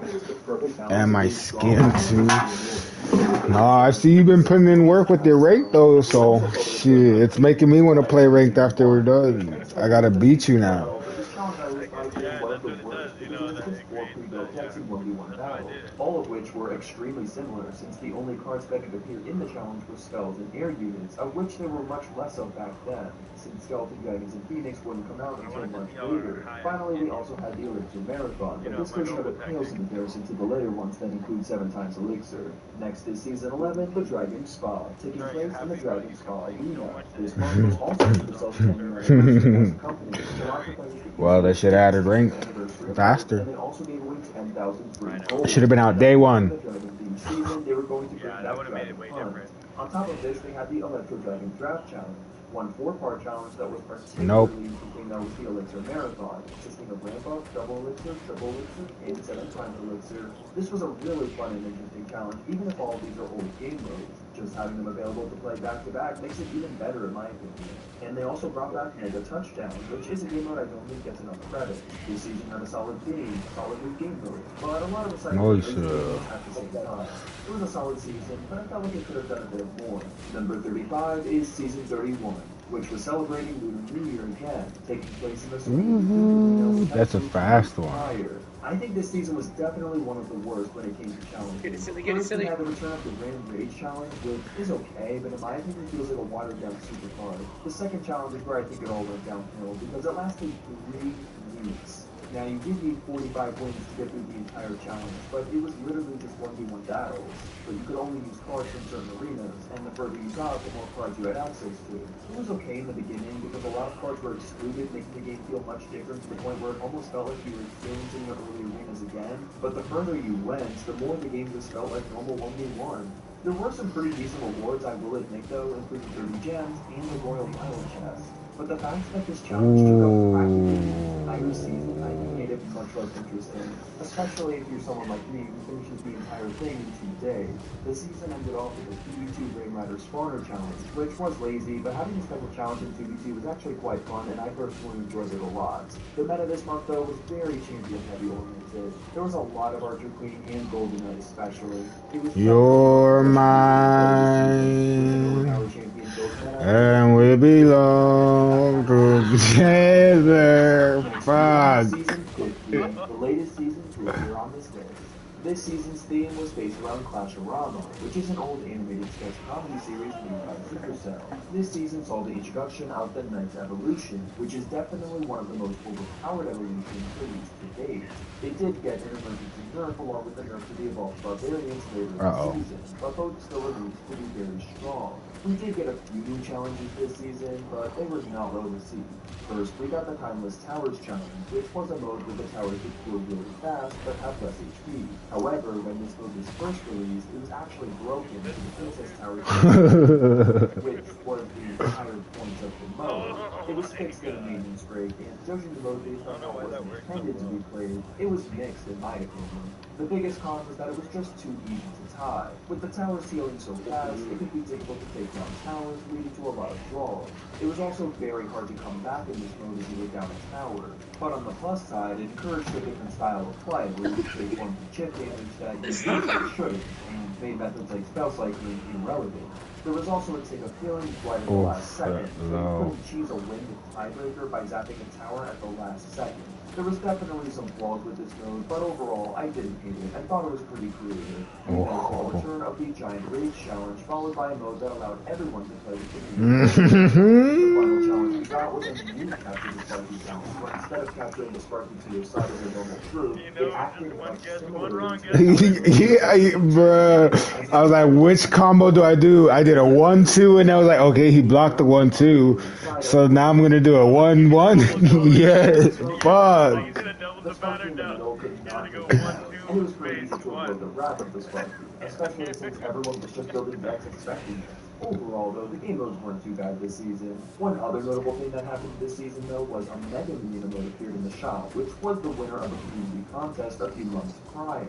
It cost exactly 1 gem, meaning it was essentially a 250 times value offer. I definitely felt like this season could have done a bit more overall, but it did everything it needed to do, making this season feel average. Up next is Season 28, which is Shocktober for 2021. This season was fairly average for the most part, but what makes this season notable is that this season was the League of the Champions, of which would come out towards the end of the season. Getting 3 new cards at once was really awesome, but I'm not giving this season too much credit for them because they were only available during the last 2 days, and most players couldn't even get their hands on them, let alone level them up. We got new challenges this season, which were Electro Drafts. Then we had a deck building challenge where you had to build a deck around the Electrosphere, and then we also had the Golden Mirror challenge. And if you're wondering what the difference is between the Mirror challenge and the Golden Mirror challenge, there's no difference at all. They play exactly the same. I gotta hand it to Supercell on one thing though. The meta was very balanced. Lava Core was probably the most popular deck going around at the time, but you saw plenty of variety, and no one card seemed to be ruling the game. When Champions were released, though, Archer Queen was extremely strong and greatly disrupted the meta for the final few days of the season. One other important thing to mention was the Slash Royale event, which initially seemed like a generous event, as upgrades were half price and it was going to make tons of gold, which included a 200,000 gold rush. But ultimately, the hype was ruined when level 14 was announced a few days into the event. Overall, I gotta say the season itself was pretty boring. I love a balanced meta, but that doesn't make the season exciting or memorable. The only thing people remember is the champions being released, and the following season is the season that was really seems to introduce them in a regular play, which is why I think 2021 had one of the worst holiday seasons. Next is Season 17, whose theme was Treasures of the Old King, themed mostly around the Royal Ghost. Thus, this season came with the Royal Ghost Draft and Royal Ghost Parade Challenge, of which was also a draft. We also got the famous Royale Challenge, which was essentially classic decks, but the decks were created by top CRL teams. Then we also got a regular 2v2 challenge and Mega Deck back once again. 2 Green modes could also be earned, one from a challenge and the other from making fantasy Royale predictions. The meta was also very different from what you expect, with Graveyard being very popular along with the Barbarian Hut. I really like the things they did for CRL, and Barbarian Hut being meta may not have been super fun, but I like seeing typically the Not to mention, 5 legendaries and nearly 200,000 gold were obtainable through challenges this season. There are definitely better seasons, but this one was alright. Number 31 is Kenneth from 24, which Connecticut. was a jungle-themed season for whatever reason. The reason this was weird was because a Connecticut. update came out this month, which was called Kenneth the from Summer Connecticut. Update. No. Connecticut. They reuse a summer arena. We got a new card. Automated pizza. It was strong upon its release, and of course we got a new draft challenge to give the players a chance to play. What'd you say? Even though it Melt wasn't your hand, not in your officially mouth, you available little to play cock outside boy. of the challenge, it was still available to play in multiple challenges and could be unlocked early if you got a certain number of wins. There was a Goblin Giant Draft Challenge, of which although it was focused on the King, Goblins are still appeared before it was officially supposed to. New cards always help to make a season more interesting in my opinion, and it's great when there's multiple challenges to be able to try them out. The Fire Attack Firewood Spawner Challenge made a comeback this season as well as the triple draft. The challenges were repetitive. Yeah, I thought you would at least hear it in the background like, Fire was overpowered. We got one free emote and 3 legendaries from challenges as well. I think of this season as being not terrible, but far from perfect. Up next is where it all started, Season 1. Obviously being the first one, Supercell wanted to leave a good impression, and in my opinion, they did. This first season was in July 2019, so being in the summer had a summer-themed season. The arena took place on a boat, while not being being the Fisherman. This season introduced the Fisherman's Catch Challenge, but this seems like it should have been called Capture the Fisherman, since you were destroying the fisherman in the middle of the arena to equip it to your side. Unlike the later version of it, which would have an untargetable fisherman pulling troops from both sides towards it. Another new challenge we got was Take to the Skies, but I already explained why I disliked that game mode. 2 of the other game modes we got were just normal draft mode themed around lightning and tornado. One extra plus for this legendary. The reason I put this a little lower on the list is because the Fisherman was a little bit underwhelming upon release, and overall the game modes just weren't that interesting in comparison to what we get later down the line. Number 29 is Season 32, You know what? which was just called Lava Hound. What was special about this season, though, was the introduction of Super. I guess you did know what. Super Lava Hound, though, and to me personally, it was probably one of the least interesting Supercard challenges, if not the worst. It essentially didn't play differently at all from the normal Lava Hound. It was basically just the same thing, but had more health and death damage. It didn't really spice up the gameplay too much. We also had the Love Conquers All challenge, which was just standard 1v1, but you had to include both the Magic Archer and the Princess in your deck. I'm a bit mixed on this type of challenge. I think it's okay, but obviously it's very lazy and is essentially normal 1v1 at the end of the day. We also saw a lot of hunt drafts, solid challenges, but nothing really new. The season ended with the Rapid Gold Challenge, which gave you 20,000 gold across 2 days, which sounds generous, but if you add up the total gold you could win for all challenges in Season 32, it was actually still way less overall if you include these Rapid Gold challenges. They were casual challenges though, so you could still easily earn it if you didn't buy the season pass. Overall, I think the season was I'm gonna finish you how I wanna finish you, fuck. No, I'm not gonna take the easy way. Usually Supercell nails the Christmas season, but this one I think is the worst of them all. The main reason due to the absolutely new challenges. We got normal draft, rage, touchdown draft, and mega deck all returned, which is great, but it's the same old thing. However, the rewards supplement this last new challenges immensely. This is one of the only 2 seasons in Crossround history to give players a free book of legendary cards. On top of that, we got the return of the 12 Days of Clashmas, in which the 12 days leading up to Christmas, we got a reward each day. And there were some pretty decent rewards in there. If you collected the rewards every day, you would get 3 giant chests. Oh, I thought you were at 1. What? I thought I had one more game. One more round. Overall, I still really loved this Christmas season. If it had even one unique challenger card, I probably would have put it much higher. But I feel like the best season has a good balance of new, innovative, fun challenges and good rewards. Season 16 is Shocktober 2020, which is notable for releasing the 100th card, which is the Electro Giant. It also released the 101st card, the Electro Spirit. Both very solid additions, despite the amount of hate the Electro Giant would inevitably get. Each card got their own special challenge to try it in, Electro Giant getting a draft, and Electro Spirit getting a broken deck event. I could not play for years. I will never be rusty. Keeping up with the electricity theme, we saw the return of the Whipsack Sparky Spawn Challenge, and then we got Mini Collection, in which everyone had access to the Electro Giant, and finally we got 2v2 Draft. Overall, it was a solid Halloween season with a good variety of challenges, rewards, and new cards. Up next, Season 46. This season's theme was Boot Camp, taking place in the Boot Camp Arena. This season came with a lot of backlash because it was the first season to ditch the old Pass Royale and introduce the new Diamond tier. But that was really the update's fault, not this season in particular, so I'm not ranking this entirely based on the update for losers. The Goblin Hut actually got a pretty decent buff this season, making it very strong, which in my opinion was cool to see since it had been so bad for so long. But for many people made the game far less enjoyable, and it definitely steered the meta in an unhealthy direction. The challenge is definitely made up for this season though. We have the new Super Archer Star challenge, which is pretty Boys. cool. Then we have the Golem versus Super Archer challenge, which combined the spawner game mode Pop, with the pop, Super pop. allowing for some very interesting battles. We also had Super Draft, allowing players to draft from different super cards, which allowed different super cards to be playable against each other for the first time ever. And finally, we got Capture the Queen, which was similar to other previous capture game modes, but this version I honestly think was the best, since the Archer Queen is actually worth getting, and activating multiple abilities at once is so cool. These game modes may not be the best the game has ever seen, but they were certainly very creative for this season, and I appreciate that. The thing that really made this season horrible for a lot of people, though, is that the Path of Legends for this season, and this season only, was not standard 1v1, but instead Mega Draft. Mega Draft is fun in small doses, but replacing standard 1v1 for an entire season definitely frustrated people and made the season less enjoyable for many. I would say that the only demographic this season appealed to was very casual free-to-play players, but since this is also one of the only two seasons to not include chests from Party Mode and PvP2, this season deserves to be lower on the list. Number 25 is Season 43, which is Frost Festival 2023. This season's arena was just Frozen Peak, so nothing really new. It was an overall pretty unoriginal snow-themed season. Woo! The skins, I gotta say, were pretty good. However, the only mode I thought was decent was the Ice Golem one. The first challenge was just the unoriginal Firecracker Spawner challenge. Next, we got a Supercar challenge, this time with the Super Ice Yeah, Golem. that's old as I hell. really love Supercar challenges, but this one was Yeah. pretty lame. All the Fuck, y'all Super got Ice fucking Golem nomadic was kinda Tekken 8? What's going on? briefly arena stuff. Pretty unexciting compared to the other ones. Me and nobody needs to go back and forth, but I can never beat this fucking poke behind his bitch. Yeah, I'll be smacking, like, not smacking him up, but we're going back and forth, and I'll win one or two, then all of a sudden he busts his shirt out, I'm like, oh, what a dick.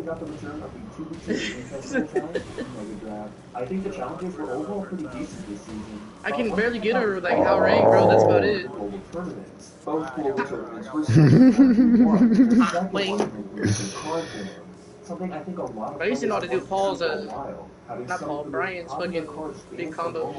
That's my guy right now. Clash Royale without the wall is just something you don't experience. But in this game mode, it forced players to adapt to a different meta, which I think was awesome. I really think they should bring back card bans at least. And for me, it was Brian and Hao-Rang, and then when fucking that boxing dude came around, I think the great challenges really made up for it. Number 24. I miss Mokujin though, bro. Mokujin got me to learn everybody. This season saw me return up the Prince's Real in season 12. One of the coolest things about this season is that one of the I'm pretty good with Jack, but Jack's just too slow to win shit with unless you're really, really good with him. Although the emotes and tower skin were nothing spectacular this season, in super game modes we saw were Capture the Sparky and the Super Magic Archer Challenge. Keep still, you little shit. Let me see your rifle. But the Super Magic Archer Challenge was pretty fun. There was so much chaos in some of the matches and it was exhilarating. Honestly, one of the best challenges ever, in my opinion. We also saw balance changes this season, which buffs the archers a lot, making them extremely strong for this and the following season. I don't think the archers made the meta unfun necessarily, but certainly were more annoying than usual to deal with. And although there was still a lot of Phoenix everywhere, the meta was fairly diverse. Who's fucking Bruce? Next is season 35, Bewitched, which may sound like a hilarious that's right. but this season was in I didn't notice they took him out. This season was all about the witches, leading us to get several witch challenges, starting with the Witch Draft Challenge. There was actually a brief glitch where the witch could actually... I used to be pretty good with Yoshimitsu stabbing myself and getting people. We also saw the return of Sudden Death and the Flawless Healing, but we did get a really cool new challenge, the Super Witch Challenge, which added a temporary card that combined the abilities of all three witches. And this challenge was... Oh my goodness. Don't oof me, the fuck best you. challenges always seem to be the ones with new cards, and yet they still can't find the time to add actual new cards. Like a lot of seasons around this time, I feel like the Super Witch Challenge just carried an otherwise mediocre season. Number 22 is season I just got 7. Beach Battle. This season is noteworthy for the new Forest Healing and Giant Rage challenges. These were both brand new, innovative game modes that were actually pretty fun to play. The Giant Rage Challenge seemed like an early version of Super Troops, and although it's much less interesting than Super Troops, the concept was still really cool.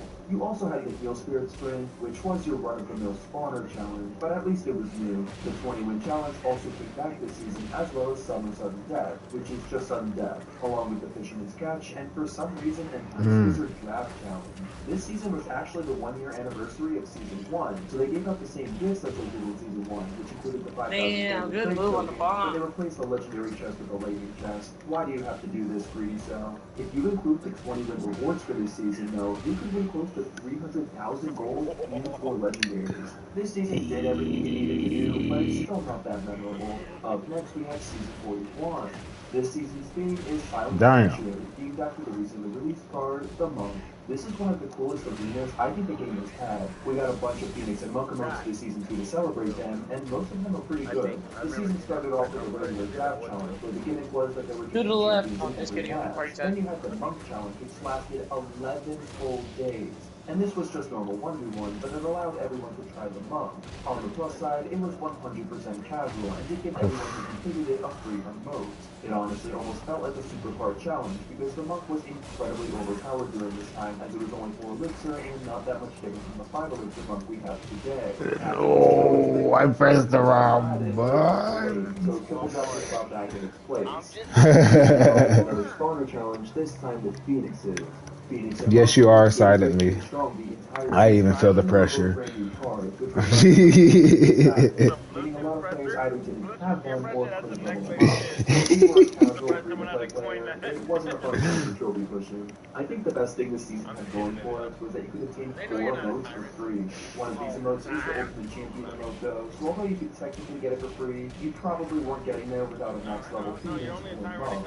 I really wonder why they didn't just boost them for the season. Season 18 was in December 2020, but rather than doing Clashness again, Supercell decided to make this season's theme Vlogmas, taking place in the Vlogmas arena. For our Christmas gift, we got a free magical chest and fortune chest, which I think is the only time Supercell has given away a free fortune chest. We also got a brand new card, the Mother Witch, and Supercell actually made her available to win in every challenge this season. And since this is a legendary, that adds up to 7 available free legendaries to win the challenges, which is the most legendaries they have ever given away in challenges in a single season before.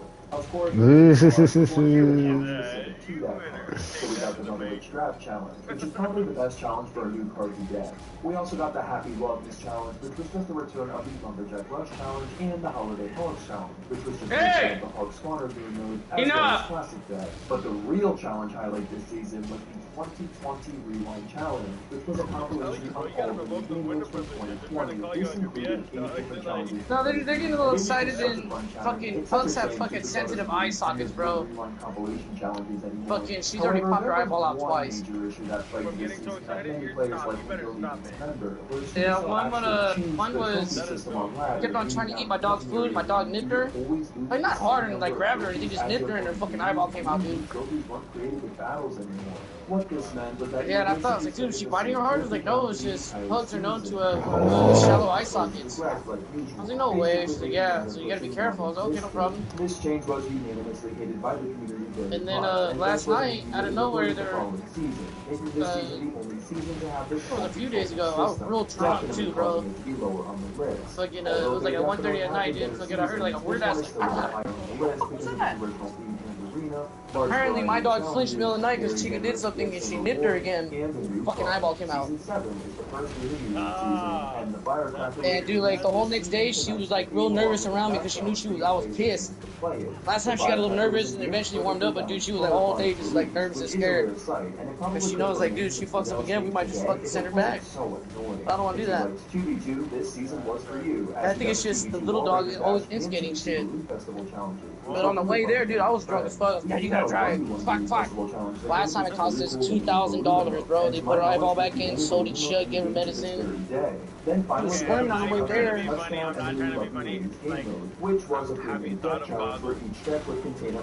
know, right? This bitch needs some aviator glasses or something. Like, cause I know you're a real one when it comes to your fans, Drake. Like, I know you care like that, so like, I hear you. But I feel like goggles is really the only way. It's not that really. say like Next, NBA this approved season sports 12, the glasses, Prince's Junior. honestly. This season I don't know, we're gonna get us some Call of Duty course, tactical this gear. season was themed around the tournament, but this season also got a new But dude, on the way to the hospital, bro, she to tore go me shit in along my arm a with couple times. I it. It was was like, pretty fuck, I weird know the what hurts, Skeleton baby. Dragons to come out this season. And I was emotional, bro, because I was just Previous thinking, dude, I season gotta get rid of Amber. I don't want to get rid of Amber. but has a new card, Alcohol is a new felt. card, and this But we card get there and I'm was nice and only calm. shown upon release. Alright, bro, We got chill. a Skeleton Dragon And I was like, yeah, her eyeball came out. I looked at her eyeball, went back in. But now you can get a Skeleton Dragon. So it didn't cost us anything. However, I Thank think God it's she just made gave the us a most call and much told her worse to because get getting checked only out. one Skeleton Dragon when they cost But everyone's been busy, bro. Like, there's been just packed as you fucking exit appointments and the shit, but her combat eyeball's going looking like it's getting back to When this normal. challenge Just returned in has the a red future, spot they still. actually removed the Skeleton Dragon from appearing in the edge, but for this season, we just have to deal with it. In relation to the Prince theme, we got a Dude, she PvP fucking Prince Draft eats Challenge, a Dark anything Prince that's Draft not Challenge, fucking and a attached to Prince the fucking Spawner furniture. Challenge. Then we got the Dragon Triple Draft, where at least one player would get the choice between at least one dragon. We also got the return of the Firecracker Spawner Challenge. One time she was chewing on some bark in the back and I caught her and I thought it was a little bit of piece of bark. And about 30 minutes later, she's in bed wobbly. I was like, is she just waking up? This part just waking up. Looked back 5 minutes later, she's still in the same position. I was like, what the fuck? She was all like, she just fucking made a whole thing of stash or something. And of course, a new card. I went back and there was like a little pile of that bark she was chewing on. And just in general, I must say, I love the arena. Next is season 45. This was Clash Royale's 7th anniversary celebration, and the only anniversary season that doesn't have the giant. No, she's a purebred too. But bugs are just, they're just the most useless breed in the world. Well, no, all animals that are purebreds is because they keep the genetic life pure by breeding them. It still had the old Clash Royale, So like most of the most expensive dogs you can get cost so much fucking money because they're always getting sick and shit like that's always happening to them because they've been like, you know, like modified to be lapdogs. I'm not even talking, I got a fucking crazy ass head and chihuahua right here, so I ain't even trying to, I'm not Bible thumping, I'm just saying I think that's what it is. It was a memorable anniversary season that definitely stands out from the previous one, but to be honest, I miss the game. Next is season 39, which is Clash Fest.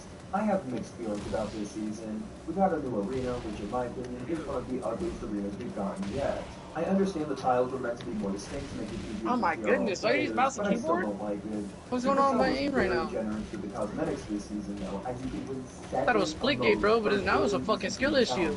Easily the most they've ever given in a single season.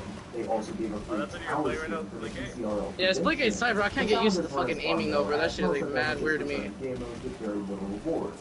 The only new challenges we got were the duel challenge and the band fake rules challenge. Yeah, it's like opposite of like Call of Duty, right? Because you want to be in your gaming mode to like when you're aiming at the bad guys. I feel like in Call of Duty you want to be free at the last minute and then you want to aim down the line, right? I also don't like getting killed by Seth Rogen every 10 fucking seconds. As he's running by and shit. This season was the lead up to Claim Wars 2, of which would arrive at the end of the season. Fucking Seth Rogen's a new fucking Forgot about that character. Or else this season probably would have ranked in the bottom 5. This whole season is about hyping up Claim Wars 2, so the main challenges we got were Master the Deck challenges, which were simply 1v1, but the pool of cards to choose from was much more limited. These challenges were arranged this way because in Claim Wars 2, I don't know, I think that was Cheech Chong or Snoop Dogg probably. Forcing the player to master multiple different archetypes. So these challenges are a great way to prepare for that, and I actually thought they were good He does. to help players learn different decks and He does. make the season really well. He does? Yeah, I have it. And once the update came out, Damn. the marathon returned. In total, you can get 6 legendaries of these challenges, making the season a great lead up to the update, even if the update itself was a flop. But that's not all. With the update, that allows players to use one card decks in 2v2 battles. This glitch was incredibly fun. Where's my Ladra? I'm tired of this. When I say this, the one card glitch was the funnest I've ever had playing Clash Royale, ever. Some of my best Clash memories are just me playing around with different one-card decks. Unfortunately, since it was a pretty big glitch, it was patched in only days. But intentional or not, it was a lot of fun, and this season was very memorable to me. Up next is Season 10, Rascal's Hideouts. This was a very notable season because this was the season where the heal spell would transition into the heal spirit. I don't know if I'd necessarily call this a new card technically speaking, but the heal spell had been a practically used. God damn it, Timmy, what are you doing? Quit fucking flicking your beam! Draft challenge for this card, as well as a draft mode for the Magic Arts series. They also brought back Heist mode, which was awesome because they really The beam must be flipped. a lot of fun. We got 2 new game modes, one of which was the Rascal Girl Spawner game mode, but this was really interesting because it only was available in Clan Wars and actually didn't appear as a standalone challenge. No other special game What is this, hardcore? ever been introduced via Clan Clan Wars. It was really random. The other new game mode we got was the Mary Elixir Bro, kill me in one game shot mode, with a which was an fucking elixir submachine gun. That's game fucking mode, but elixir horseshit. droplets would also spawn on the bridge, giving extra elixir to whoever's true touched it I'm first. fucking reporting his ass on God in heaven, bro. If I Bro, build a new again, it's a report. Bro, like this is core, it's not hardcore, dude. Like this is core, bro. This is not hardcore. There's no reason why you shoot me in the dick and then kill me instantly. But in real life, that's realistic. But 1/3 of Grand Challenge matches for the entirety of the season. Up next is Season 37, the Mini Pekka's Dream. The Mini Pekka's Dream takes place in the Pancake Arena, which looks pretty great, especially with the golden Mini Pekka statue. For challenges, we got the Mega Jack, Royal Delivery Drop, Mirror Challenge, and Ramp Up all returning. And the Mirror Challenge was really interesting in particular this season, because as you know, all decks contain Mirror, and now with Mirror cards... Oh, that was shitty aim on my hand. Mirror was a viable card on its own now, which really made this particular Mirror Challenge feel different than the others, while still remaining as the fairest game mode. But the real highlight challenge of this season was the Super Mini Pekka Challenge. Okay. This little guy could one-shot anything in its path. Oh, he's got a Ladra, that's why. He's got one too. It was just so fun. It was easily one of my favorite super cards. And like many seasons, players could get a free book of epics from the free side of Pass Royale. The biggest downside about this season that most players remember it for is the Electro Giant Demon meta, which was very prominent this month, and it really wasn't a fun meta to play in for anybody. Although I did like this season overall, and the Super Mini Pekka Challenge was super fun, I have to deduct points for the Electro Giant Mirror meta and the fact that most of the game modes were just reused. Season 15 was a very interesting season because this was the season that came directly after Clan Wars 2, and it was also the season where the Lost and Found short film was released, meaning this season was sort of a combination between those two themes. The arena fought in was the same as the one in Season 1, but it became Clan Wars 2, since Clan Wars 2 was very bulky. The free side of Pass Royale, as well as an exclusive event to celebrate the premiere of Lost and Found. There were also several challenges themed after Lost and Found, including the new Ram Rage, Capture the Mortar, and release the Fire Spirits game mode. We also saw the return of Grave Guards because of players. These challenges were nothing extraordinary, but were still solid fun modes, and really helped engage players' interest in the film. Dude, it's like a fucking movie, bro. I just ran by a car that's exploded and shot somebody. And the challenges felt fresh and were fun. And personally, the tower skin that came with the pass this season is my all-time favorite. Up next is Season 47, which took place in May 2023, themed after the Book of Flash. Despite the like-to-dislike ratio on the season trailer, I think it was a pretty good season. The like-to-dislike ratio was more because of the updated rules, and as a result of Supercell not listening to their community. Four ranking is purely based off seasonal content. This season came with a pretty fun supercard challenge. It was a hog rider that could jump into the tie and slam down with a Mega Knight. We also had sort of a classic deck challenge, but instead this was 10 Bug. battle. Two decks were made for each champion. The next was my favorite, Mega Monk, which was sort of like a spawner challenge, with the difference being only one monk could be on each player's side at a time, and it would respawn So this dude just eats flashbangs for breakfast, apparently. Yeah, lunch and dinner too. Just inhales it like fucking, what's his name? Fucking the boys. Do that smoke bomb at him, he went. Then we also had another unique challenge called the Boost Deals Challenge, which took place on the touchdown arena and had random periodically to help recruit. Then after all of these original and fun challenges, Supercell randomly... Yeah, they already made it. I think it comes out on Netflix in a couple weeks. But it felt weird to bring this one back. The variety and originality of challenges this season was definitely... I heard that missile going right towards me too, fucking dickhead.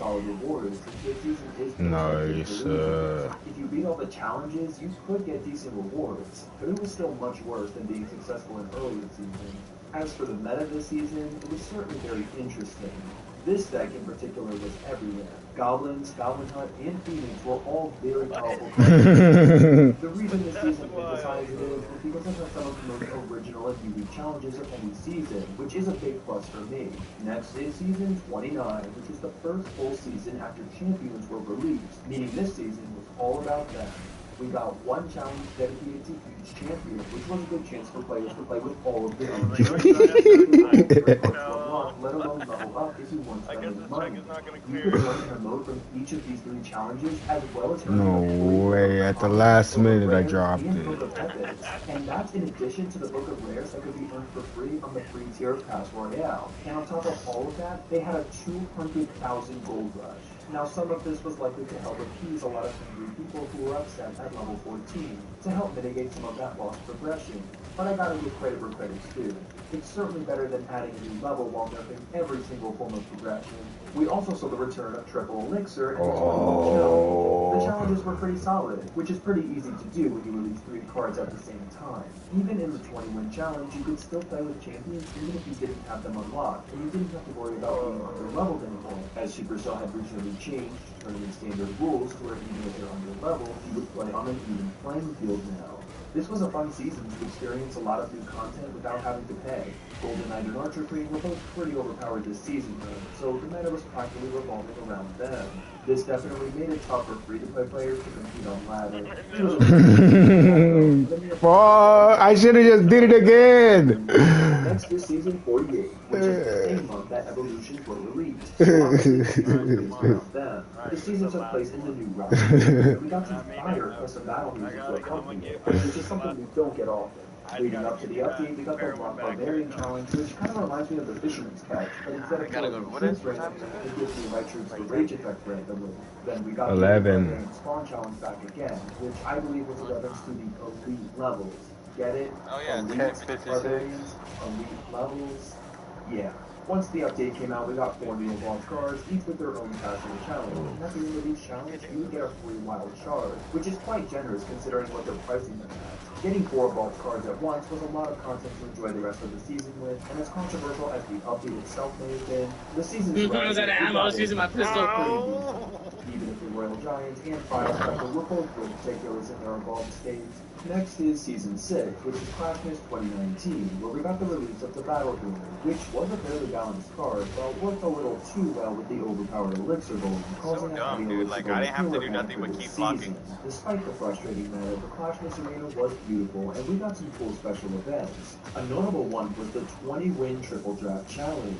Even though we've already had triple drafts and 20-win challenges, this was a highly competitive 3 wins and you're out challenge where you couldn't buy continues, which made the challenge feel extra rewarding to get far into. The other notable challenge was a 7-card challenge that consisted of 7 game modes that came out in 2019, sort of like an end-of-year rewind. I loved this challenge a lot because there was so much variety and it was a nice throwback to the end of a successful year of Clash Royale. This season was also the first season to implement the card level boost, which I feel is definitely That's a one-shot kill. An HDR to the fucking face, that's a one-shot kill, dude. And it would take months to level up that card to your collection before you could really... That's it. I heard you say you like Scrum, I'm recording it. No, fuck that. Giving players a fair chance to Bro, like, I was full health, he shot me once in the fucking dick, bro, and he killed me with a submachine gun. That's, like, what the fuck? I haven't seen him since, bro. You're like, I like a lot of things. Bro, they're missing one, bro. They got rid of him. Royale for the first time ever, players could unlock. Oh, and I was recording him, bro, because he's not there no more. Which may sound like a mediocre reward to some, but it was a huge deal back then. This was a great Clashmas season, and certainly one that I will always I'm watching a chicken and a football player fucking dance and do a wrist hug. 5-year anniversary. The Birthday Cake Arena was back, and what was also This is back was America. the yearly tradition of trying to get to a content creator's tournament to get a limited birthday emote. It was a stressful tradition because getting into these tournaments could be very hard, but at the same time, Gotta fuck with somebody who got 2 strikes. and makes the emote only feel more special to those who could actually get it. Oh, we're just not gonna talk about how I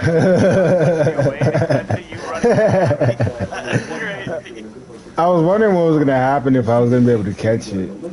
And it was like, hell yeah. Now we're talking. Like, what? We also got the Happy Birthday Clash Royale Challenge, which was just standard 1v1, but you had to use the Elixir Golem. We also got 7 times Elixir back in the party. What's up, Hangman? It's always a fun time. Yes, sir.